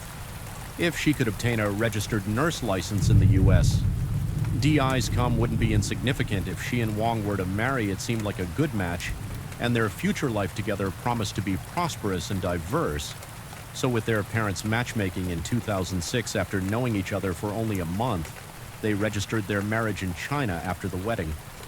Wang returned to the U.S. to continue working while Ji remained in China to apply for a visa, allowing her to live in the U.S. It took almost another year, but in 2007, Dii finally came to the U.S. on a marriage-based green card. The newlyweds quickly started their new life together after arriving in the U.S. Dii lived with Wang's parents in Ilan, where his parents had bought a house. Initially, Ji attended a community college and later interned at a local medical center, obtaining her nursing license in 2011. In theory, both had decent-paying jobs and their life seemed to be towards a bright future. However, Wang did not allow Dii to work. He insisted that she stay home, do household chores, and prepare to have children. Di, obedient and without much complaint, followed her husband's arrangements and stayed home soon after they had children, one every 2 years, and eventually they had 3 children. This clearly showed that Jai was committed to making the marriage work. From the outside, everyone believed that the couple had a perfect marriage. However, while this marriage may have seemed like a good match in the eyes of others in terms of age, appearance, and personality, Ji clearly had more advantages over her husband. She had a registered nursing license, while Wang, aside from having a good job, mainly benefited from being a U.S. citizen. It was apparent that this marriage was based on an exchange of benefits. A friend of Wang bluntly said this was a transactional marriage. As a result, their emotional foundation was fragile and their understanding of each other was shallow after marriage. Wang and Ji's life together wasn't as sweet or happy as it appeared. In fact, their relationship could be described as strained. Wang exhibited an extreme desire to control his wife, a level of control that was unsettling and at times frightening. He only allowed his wife to stay at home to take care of the household chores and their children. Wang managed all the family's finances by himself. Ji was only given a credit card for daily purchases, and every item bought or expense made had to be reported to Wang, even when Ji communicated with her family in China via WeChat. Wang monitored her. His obsessive control over her was so extreme that since he wasn't fluent in Chinese, he only allowed her to make voice calls to her family and forbade texting. Wang attempted to control his wife in these ways. If his control measures didn't work, he would become enraged and treat Dii even worse. The birth of their 3 children and years of living together did nothing to improve their relationship. Arguments became a daily occurrence in their marriage. These arguments didn't stem from typical marital conflicts, but entirely from Wang. Inability to control his temper, he would fly into a rage at any moment, anywhere, for no reason at all, according to Ji. During each argument, Wang would shout profanities, mixing both Chinese and English, cursing humanity and the world itself. The worst part was that Wang often threatened to kill her parents in China and claimed he would make sure the police never found their bodies. Wang tried to tighten his control over Ji through these threats, but when he realized his wasn't falling under his control, as he wished he became even more unhinged. The root cause lay in his past romantic failures before the marriage. The fact that his marriage had been arranged by his parents only deepened his sense of inadequacy.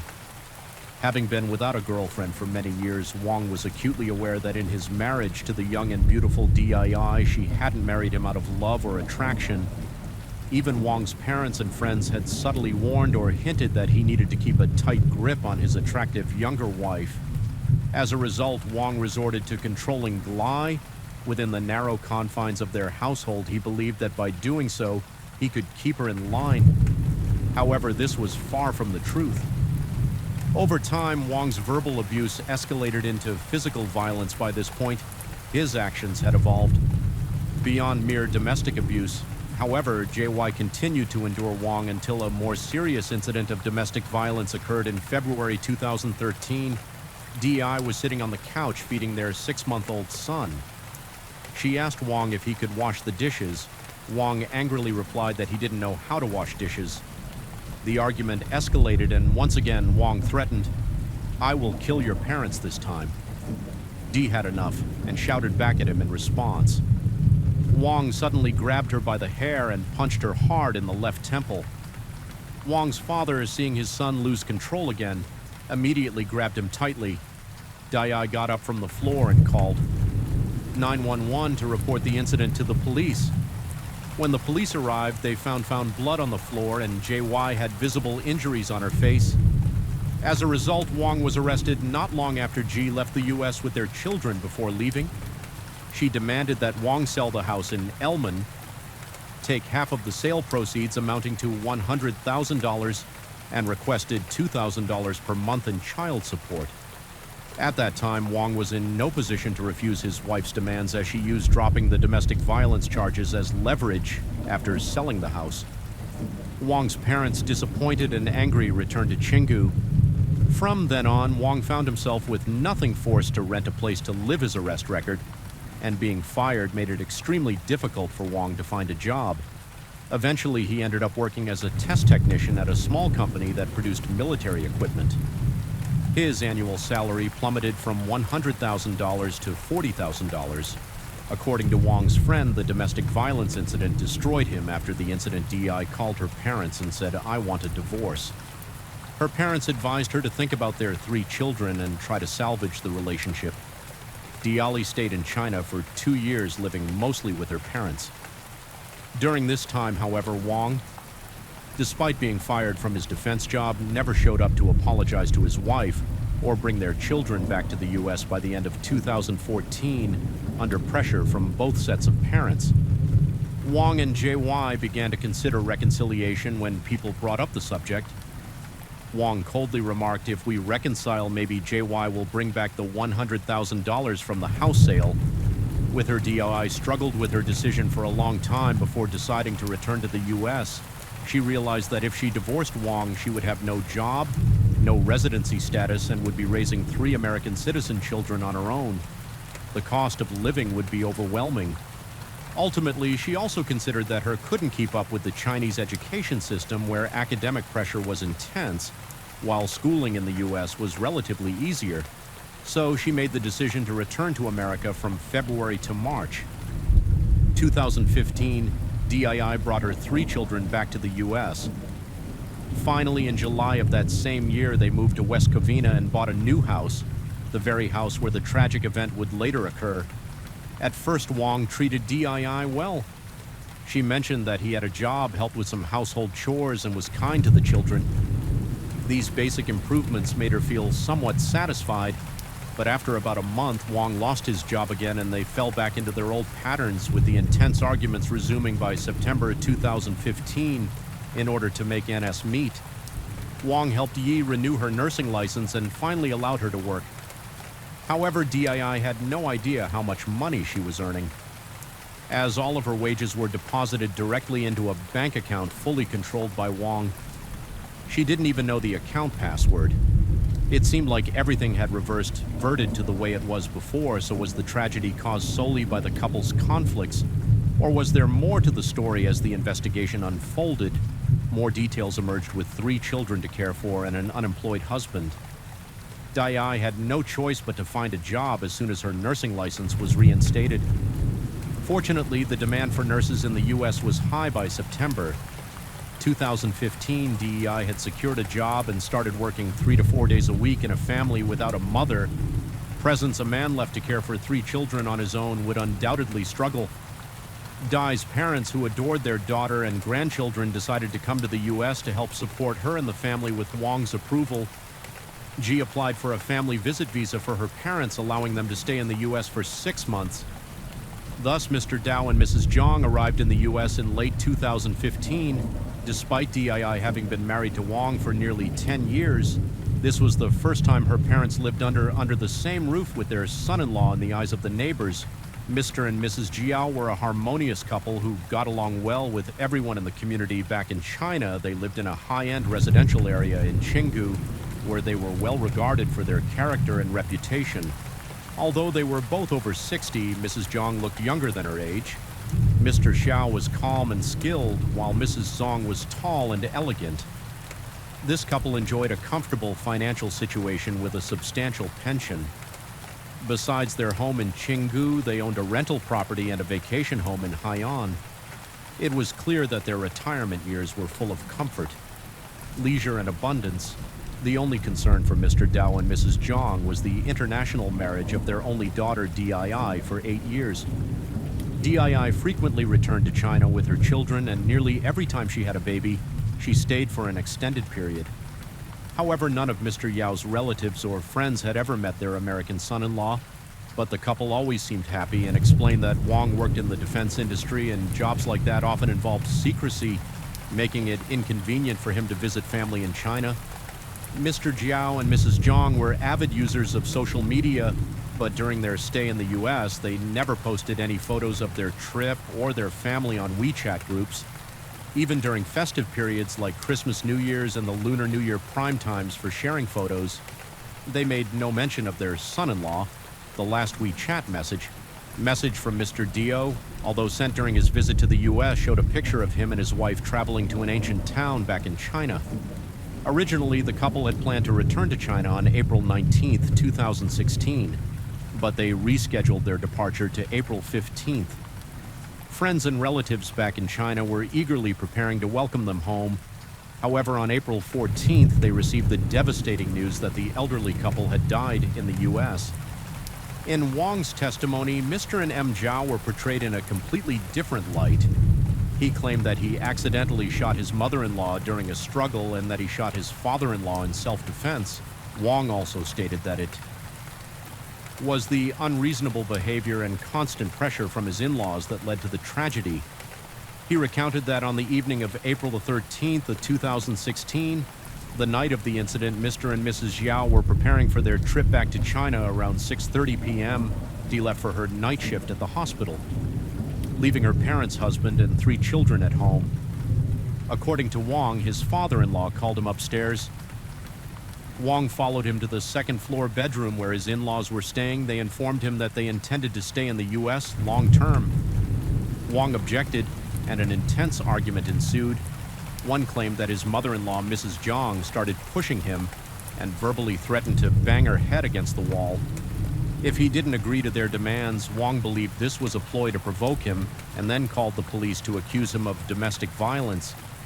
He described how his mother-in-law rushed into the bedroom, grabbed a sharp kitchen knife, and held it to her own neck, trying to force him to agree.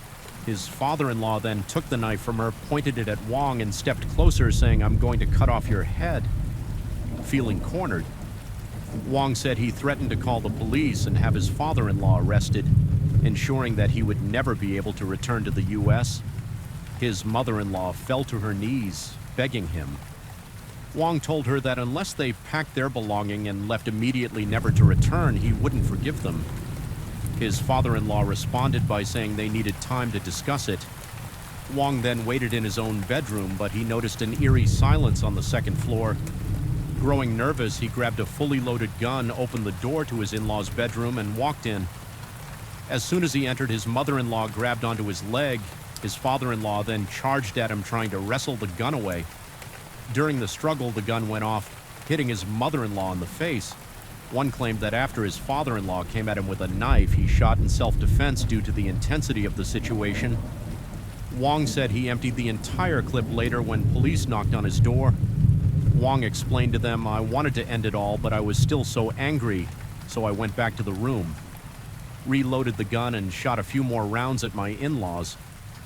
He also mentioned that he had thought about calling 911, but feared the police would scare his children. Although Wang's testimony sounded plausible on the surface, it was full of inconsistencies in reality, according to J.O. Lee and those close to the family. It was clear that Mr. and Mrs. Yao were unhappy living in the U.S., however, to avoid straining their daughter's marriage. They rarely complained. In April 2016, tensions between Mr. Dao, his wife, and their son-in-law had escalated significantly. According to rumors, the conflict centered around Wang's unemployment. The Jiao couple, already concerned about their daughters. International marriage grew more worried. Seeing her shoulder the family's financial burdens alone from Wang's perspective, his in-laws' behavior stemmed from their disdain for him. The growing friction culminated in a heated argument. Upon returning home, Dee's parents confided that Wang had threatened her father during the dispute, saying, "I'll make you disappear and not even the police will find you." At the time, the elderly couple dismissed it as angry words, believing Wang would never be cruel enough to act on such a threat. They had repeatedly expressed their desire to return to China early and finally rescheduled their flight for April 15th. Wang was also aware of their early departure. It took the police less than 2 days after the incident to officially arrest Wang. The lead investigator in the case stated that they had no other suspects, as all the evidence in leads pointed directly to Wang. Forensic experts found a large amount of gunpowder residue on Wang's body. Additionally, the DNA on the murder weapon matched Wang's DNA autopsy. Results revealed that both Mr. and Mrs. Yao had been shot 12 times each. With most of the shots being fatal, one of the bullets had even entered Mrs. Dao's skull. This was clearly an act of excessive violence. Moreover, Wang did not have a single injury from any struggle. His claim that he shot in self-defense was clearly fabricated. According to forensic experts, both victims were likely conscious throughout the attack and were still alive when Wang fired the second round of shots. In addition, Wang's youngest son, who was only 3 years old at the time, had been with his grandparents when the shooting occurred. After hearing the gunshots, the boy went downstairs by himself and hid in the bathroom with his older sister and brother. His pajamas were covered in blood. Wang's oldest son had secretly gone upstairs, where he witnessed his grandmother kneeling on the floor with Wang standing in front of her, yelling at her. Wang then forced his children to participate in a horrific game, making them watch as he shot their grandparents. Terry IED, the boy ran back to the bathroom and heard another series of gunshots. Even when the police arrived, Wang remained upstairs and never checked to see if his 3 children were safe. More importantly, neighbors confirmed that from the time DII left for work at 6:30 p.m. until the police arrived, no one else entered or left the house. All of this evidence clearly demonstrated Wang's brutal actions, and his defense fell apart under scrutiny due to the seriousness of the crime and its violent nature. The police initially set Wang's bail at a high $2 million, but later denied him bail altogether. Wang was detained at the local police station awaiting trial on July 31, 2017.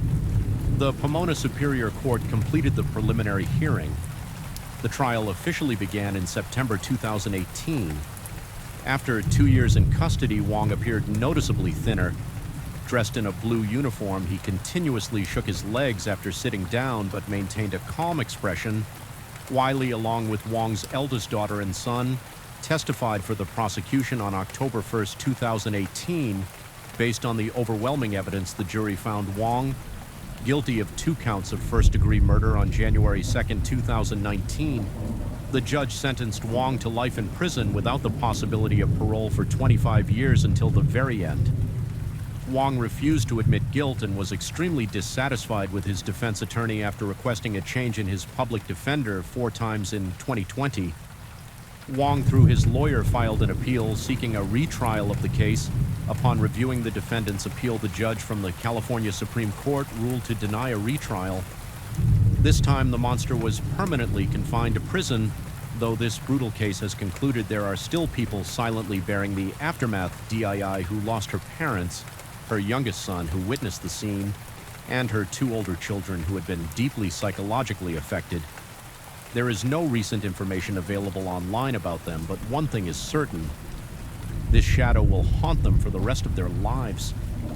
This case highlights the significant issues surrounding convenience marriages that cross international borders. These marriages are often arranged with someone who already holds a green card in order to gain U.S. citizenship on the surface. A convenience marriage might seem like a mutually beneficial transaction, However, due to the lack of emotional foundation or even the absence of any real emotional connection and the self-serving motivations of both parties, these marriages are at high risk of falling apart even without extreme outcomes. Like this case, reports of fraud, domestic violence, or a spouse seeking a more educated partner after immigration frequently arise. Therefore, it's essential to think carefully before entering into such a relationship, as it could lead to deep regret. Story 5. This is a case that shook the Chinese-American community in the 1990s, often referred to as the O.J. Simpson case of the Chinese community. The incident began on the night of August 18, 1993. John, a white man, was watching TV at home. The NBA game had just ended, and his favorite team had lost, feeling frustrated. John lit a cigarette after putting it out. He was about to go to bed when suddenly there was an urgent knock at the door. JN was surprised because it was so late. Who would be visiting him at this hour and knocking so frantic? He opened the door to find an Asian man with a terrified expression. The man, speaking in heavily accented English, said that his wife had been murdered and his son was missing. He asked to use John's phone to call the police. The city where the crime occurred was in the western coastal area of Los Angeles, one of the wealthiest regions in the U.S., known for its stunning scenery in August. The weather here was extremely hot by 11:35 p.m. Officer Barron, who was on duty, received a call about a homicide at a luxury apartment in the southern part of the city. 5 minutes later, Barron arrived at the scene. Upon entering, he saw a young Asian woman lying on her side on the living room sofa. She was wearing a sleeveless black and white polka dot dress with no shoes on, and her underwear had been pulled down to her thighs. Her left shoulder was resting on a towel soaked in blood. A baby bottle was placed to the right of the sofa. As Barron was about to examine the body more closely, he heard footsteps upstairs in one of the bedrooms. Immediately, he drew his gun and ordered the person to come out. A man emerged looking panicked. He identified himself as the homeowner, the one who had called the police. He said the woman downstairs was his wife and his son was missing. Barron escorted the man to the police car and continued to search the apartment.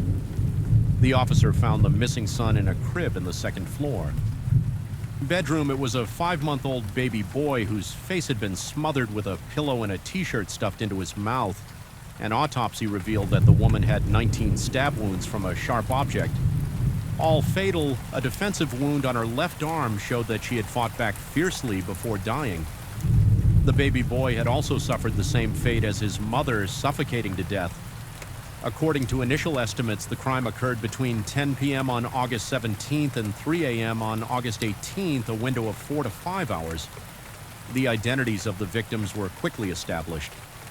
The woman, whose Chinese name was Bong, had an English name of Jennifer G., and she was 25 years old. The baby boy was her son, named Kevin, and had just turned 5 months old. The man who claimed to be the husband and father of the victims was Jim Peng, a well-known Taiwanese businessman often referred to as the king of electromechanics. Jim Peng, age 50, owned a Taiwanese electronics company with branches in San Diego, Singapore, Shanghai, Xiamen, Shenzhen, and Qingda in the 1990s. The company had an annual UAL revenue of $40 to $50 million. By those standards, he was a bona fide billionaire at that time. Jennifer, the female victim, was his mistress, and Kevin was their son. According to the investigation, Jennifer was born in Qingda. She stood 5 feet 8 inches tall, had a slender figure, a beautiful appearance, and an extraordinary aura. Her father was an architect and her mother was a doctor. Jennifer grew up in a well-off family and received a good education. She was a runner-up in tennis at the Chinese National Student Games. In September 1989, Jennifer graduated with a degree in marine chemistry after several rounds of interviews. She was hired as an assistant manager in the public relations and business department at the Qingda Hotel. This was considered a prestigious and well-paying job at the time. On August 4th, 1990, by chance, Jim Peng came to Qingda to attend a trade fair at a banquet. He was instantly attracted to the beautiful Jennifer, although Jim Peng was married, and had 2 sons. He spent the next 3 days constantly by Jennifer's side before returning to Taiwan. Jennifer gifted him a white t-shirt, which he wore after returning to Taiwan. Jim Peng and Jennifer called each other almost daily. and their relationship grew more passionate. 2 months later, in October 1990, Jimong invited Jennifer to join him at a trade fair in Shanghai. In the letter he wrote, "Your youth and energy are unforgettable to me every night. I dream of us meeting again in enclosed worth $300 and 2 designer dresses over time." They gradually became lovers. In January 1991, Jennifer left her job in Qingda and moved to Shanghai, becoming the assistant to the general manager and executive secretary of Jim Pang's Shanghai branch. Later in October 1991, Jim Pong arranged for Jennifer to go to San Diego, U.S. to study finance management and marketing. In March 1992, after Jennifer returned to China, Jim Pong opened a new branch in Qingdao, Jennifer's hometown, and appointed her as the general manager in August. 1992, Jennifer discovered she was pregnant. Jiming immediately applied for AB-1 visa for her to give birth in the U.S. He rented a luxury apartment in the southern part of Mission Viejo, California, so Jennifer could rest and take care of her pregnancy on March the 16th. 1993, Jennifer gave birth to a baby boy. During this time, Jimping only visited her 2 to 3 times, staying for 4 to 5 days, each time before leaving unexpectedly when he arrived. On this visit, he only found the cold bodies of his lover and their child. According to Jim Pong, his trip to the U.S. this time was a last-minute decision with the plane ticket purchased directly at the airport. He departed from Hong Kong and arrived in San Francisco at 10 a.m. on August 18th, then continued to Los Angeles. He arrived at Jennifer's apartment around 2:30 p.m. while still at the Hong Kong airport. He had called Jennifer. When he reached San Francisco, he tried calling again, but this time there was no answer upon arriving at the apartment building. He rang the doorbell since he didn't have a key, but no one answered. He went to the building's management office to borrow a key, but the staff found that his name wasn't listed as a resident, so they refused to give him one. Exhausted from the long journey, Jimong rested in the management office for a while and even took a short nap after waking up. He went back to Jennifer's apartment and rang the doorbell again, but still no one answered. He left a note saying, "Bing, when you get home, come to the management office. I'm waiting for you there." It's important to note the context of that time. Since it was 1993, mobile phones were not widely available, so reaching someone was quite complicated and took more effort by 5:30 p.m. The management staff was preparing to leave for the day, so Jim Pong went back to Jennifer's apartment door by 11 p.m. Jennifer still hadn't returned. Jim Pong had a bad feeling base. On what he knew about Jennifer, she wouldn't come home this late without a reason. He pushed the door open and was shocked to find it ajar, not locked at all. Jimong entered and saw Jennifer lying cold on the sofa in a panic. He ran outside to the neighbor's house to borrow a phone and call the police. And that's the scene we mentioned at the beginning of this story when news of the crime broke. The residents of Mission Viejo were in shock. This was a highly secure, affluent area where such brutal crimes were rare. What made this case even more sensational were the complex and controversial relationships between the people involved, a billionaire hiding his mistress and their child in the U.S. just 2 to 3 days before the murders of the mistress and the child. The billionaire's wife had also arrived in the U.S., staying in a house just 3 miles away from the mistress's residence. So who is the killer? This event caused a stir among the local population, especially in the Chinese community. Every day, people gossiped and speculated about the culprit. Everyone turned into an amateur detective. Some suspected Jimong, after all, from 2:30 back to the U.S., conveniently bringing his wife along initially. Lisa Peng didn't want to go, but Jim Pong insisted that they should cooperate with the police to clear her name, so the couple boarded a plane to the US together by January 5, 1994. Jim Pong and Lisa Pong had arrived in Los Angeles upon arriving at their hotel. Forensic experts immediately took 5 cubic cm of Lisa Ping's blood, likely to run another DNA test 2 days later on January 7th. The police informed Jim Pong to bring his wife and 2 sons to the police station for questioning. It's worth noting that Jim Pang's 2 sons were studying in the U.S. and living in the family's mansion, so Jim and Lisa Pong often visited the U.S. to stay for a few days to see their children on the morning of January 8th. Jim Pong and his wife brought their 2 sons to the Mission Viejo police station. All 4 were asked to take a lie detector test. 3 of them passed, but Lisa Pong continuously failed the test at 2 p.m. The police began a private interrogation with Lisa P. She denied knowing Jennifer's whereabouts.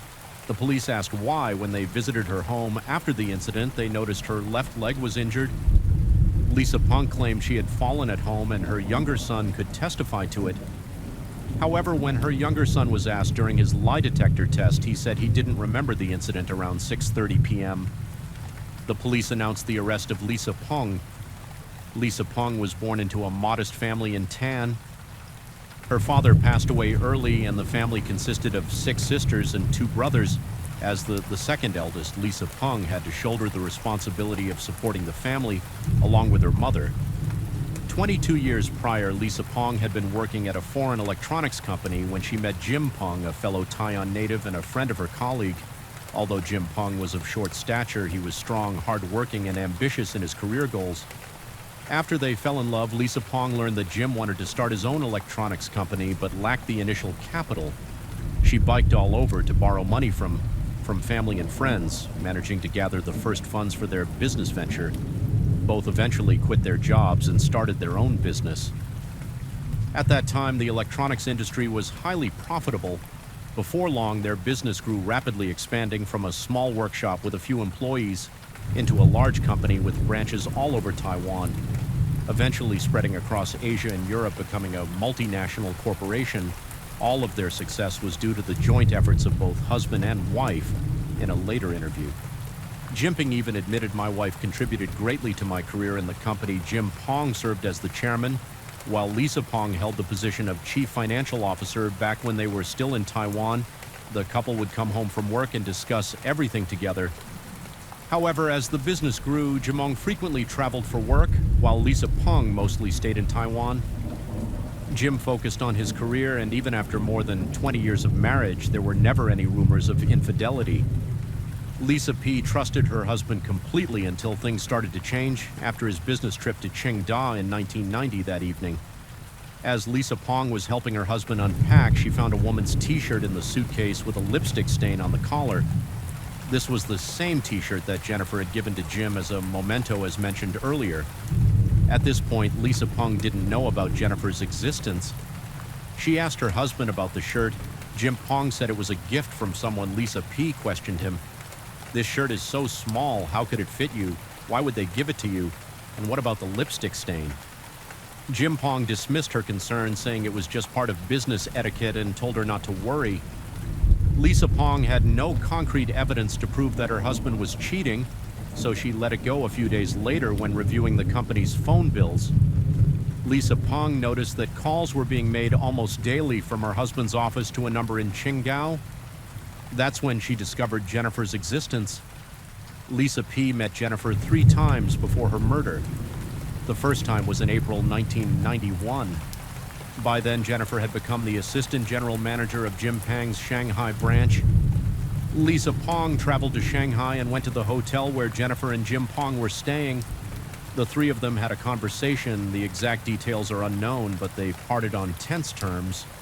The second time was in the U.S. by that point. Jim Pong had arranged for Jennifer to study in the U.S. and stay in the family's mansion. One day, Lisa Pong called from Taiwan to the house in the U.S., and Jennifer answered the phone.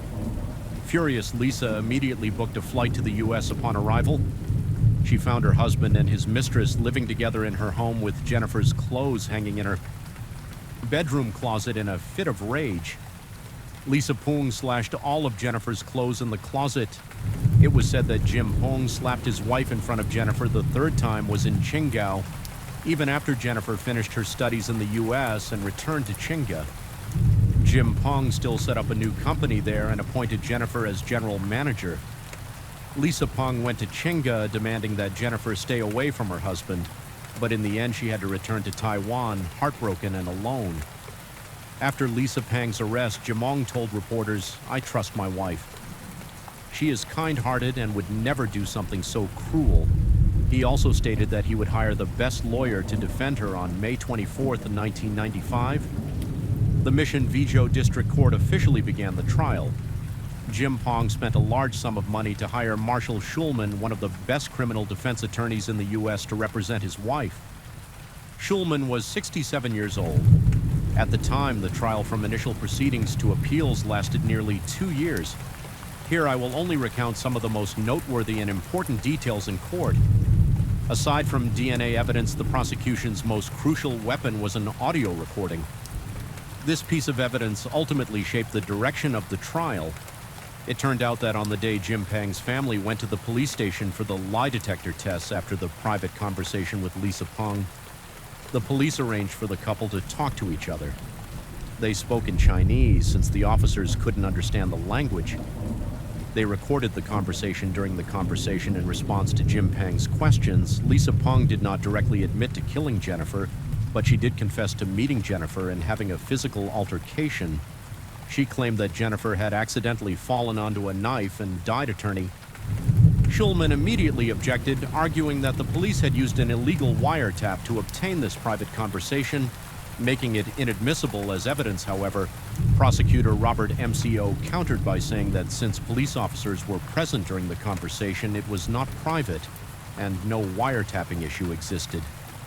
Furthermore, there was a legal precedent in California where a recording in Thai had been used as evidence in court, so the recording in this case was admissible. As for the DNA evidence, Schulman presented the argument that the person who bites is not necessarily the killer.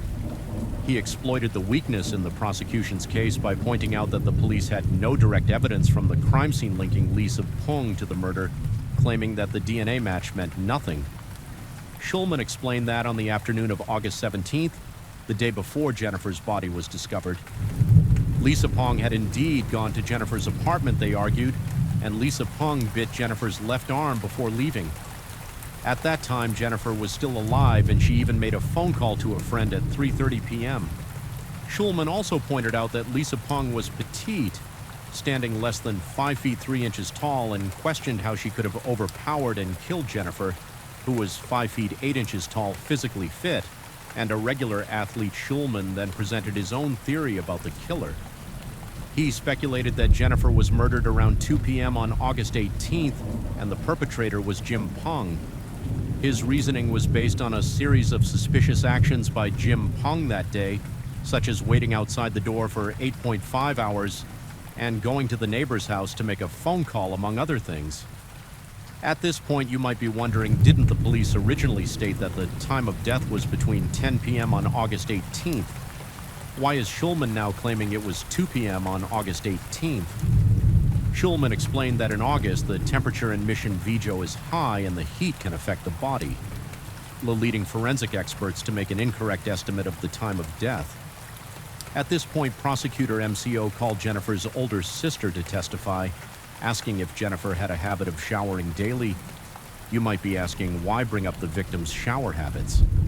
At this point, when Jennifer's sister confirmed that she did shower daily, prosecutor MCO stated if Jennifer showered every day, and if the bite mark on her arm occurred in the afternoon on August 17th, then when she showered that evening, the saliva on the bite would have been washed off.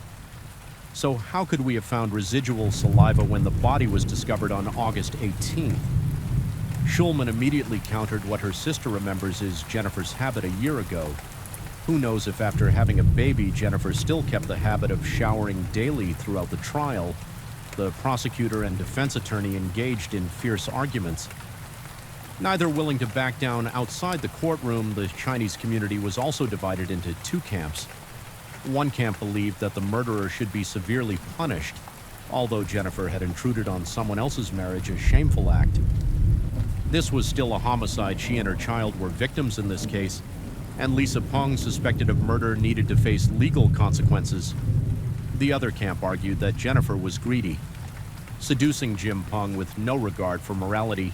They believed that Lisa Peng killed to protect her family and deserved sympathy. Supporters of punishing the killer severely submitted a petition with signatures to the judge, demanding that the perpetrator be punished according to the law. Meanwhile, women who sympathized with Lisa Peng drove for miles to the courthouse, holding signs urging the judge to protect Lisa Peng and allow her to reunite with her family. Then on September 18, 1995, the trial entered the final stage of closing arguments from both sides. First, prosecutor Malco gave his statement. He said that the victim, Jennifer, had been stabbed 18 times and her baby had been strangled to death. The baby was suffocated for as long as 5 minutes before passing away, indicating that the killer harbored extreme anger toward them, and this person could only be Lisa. Initially, she was just jealous and angry with Jennifer, but after learning that Jennifer had given birth and knowing that the child would eventually share in the $200 million inheritance with her 2 sons, Lisa Pang's rage intensified. She became determined to eliminate them. How did Lisa P. find out where Jennifer was living? Malco pointed out that in July 1993, Jim Pong made a phone call from their home in Taiwan to Jennifer. Lisa Pong saw the number on the bill and called it back over the phone. Jennifer mentioned that she was living in a great place with a swimming pool and a very comfortable lifestyle. This prompted Lisa Pong to fly to the U.S. and arrange a meeting with Jennifer to talk on the night of August 17th after her children had gone to sleep. Lisa Pong went to Jennifer's apartment. Jennifer had even done her makeup expecting Lisa Pong to arrive for a negotiation, but when she opened the door, she was immediately attacked. When it was defense attorney Schulman's turn, he continued to point to Jim Pong as the perpetrator. Citing the reasons we mentioned earlier regarding the police theory that Jennifer and Lisa Pong had arranged to meet late at night, Schulman argued that Jennifer was a cautious person and would never invite someone, especially an enemy, to her home. Late at night, the closing arguments lasted 8 hours in the end. Schulman asked the jury to consider Lisa Pong as innocent.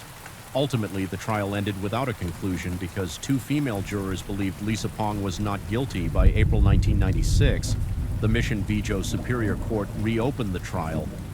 This time, the jury unanimously found Lisa P. guilty of murder.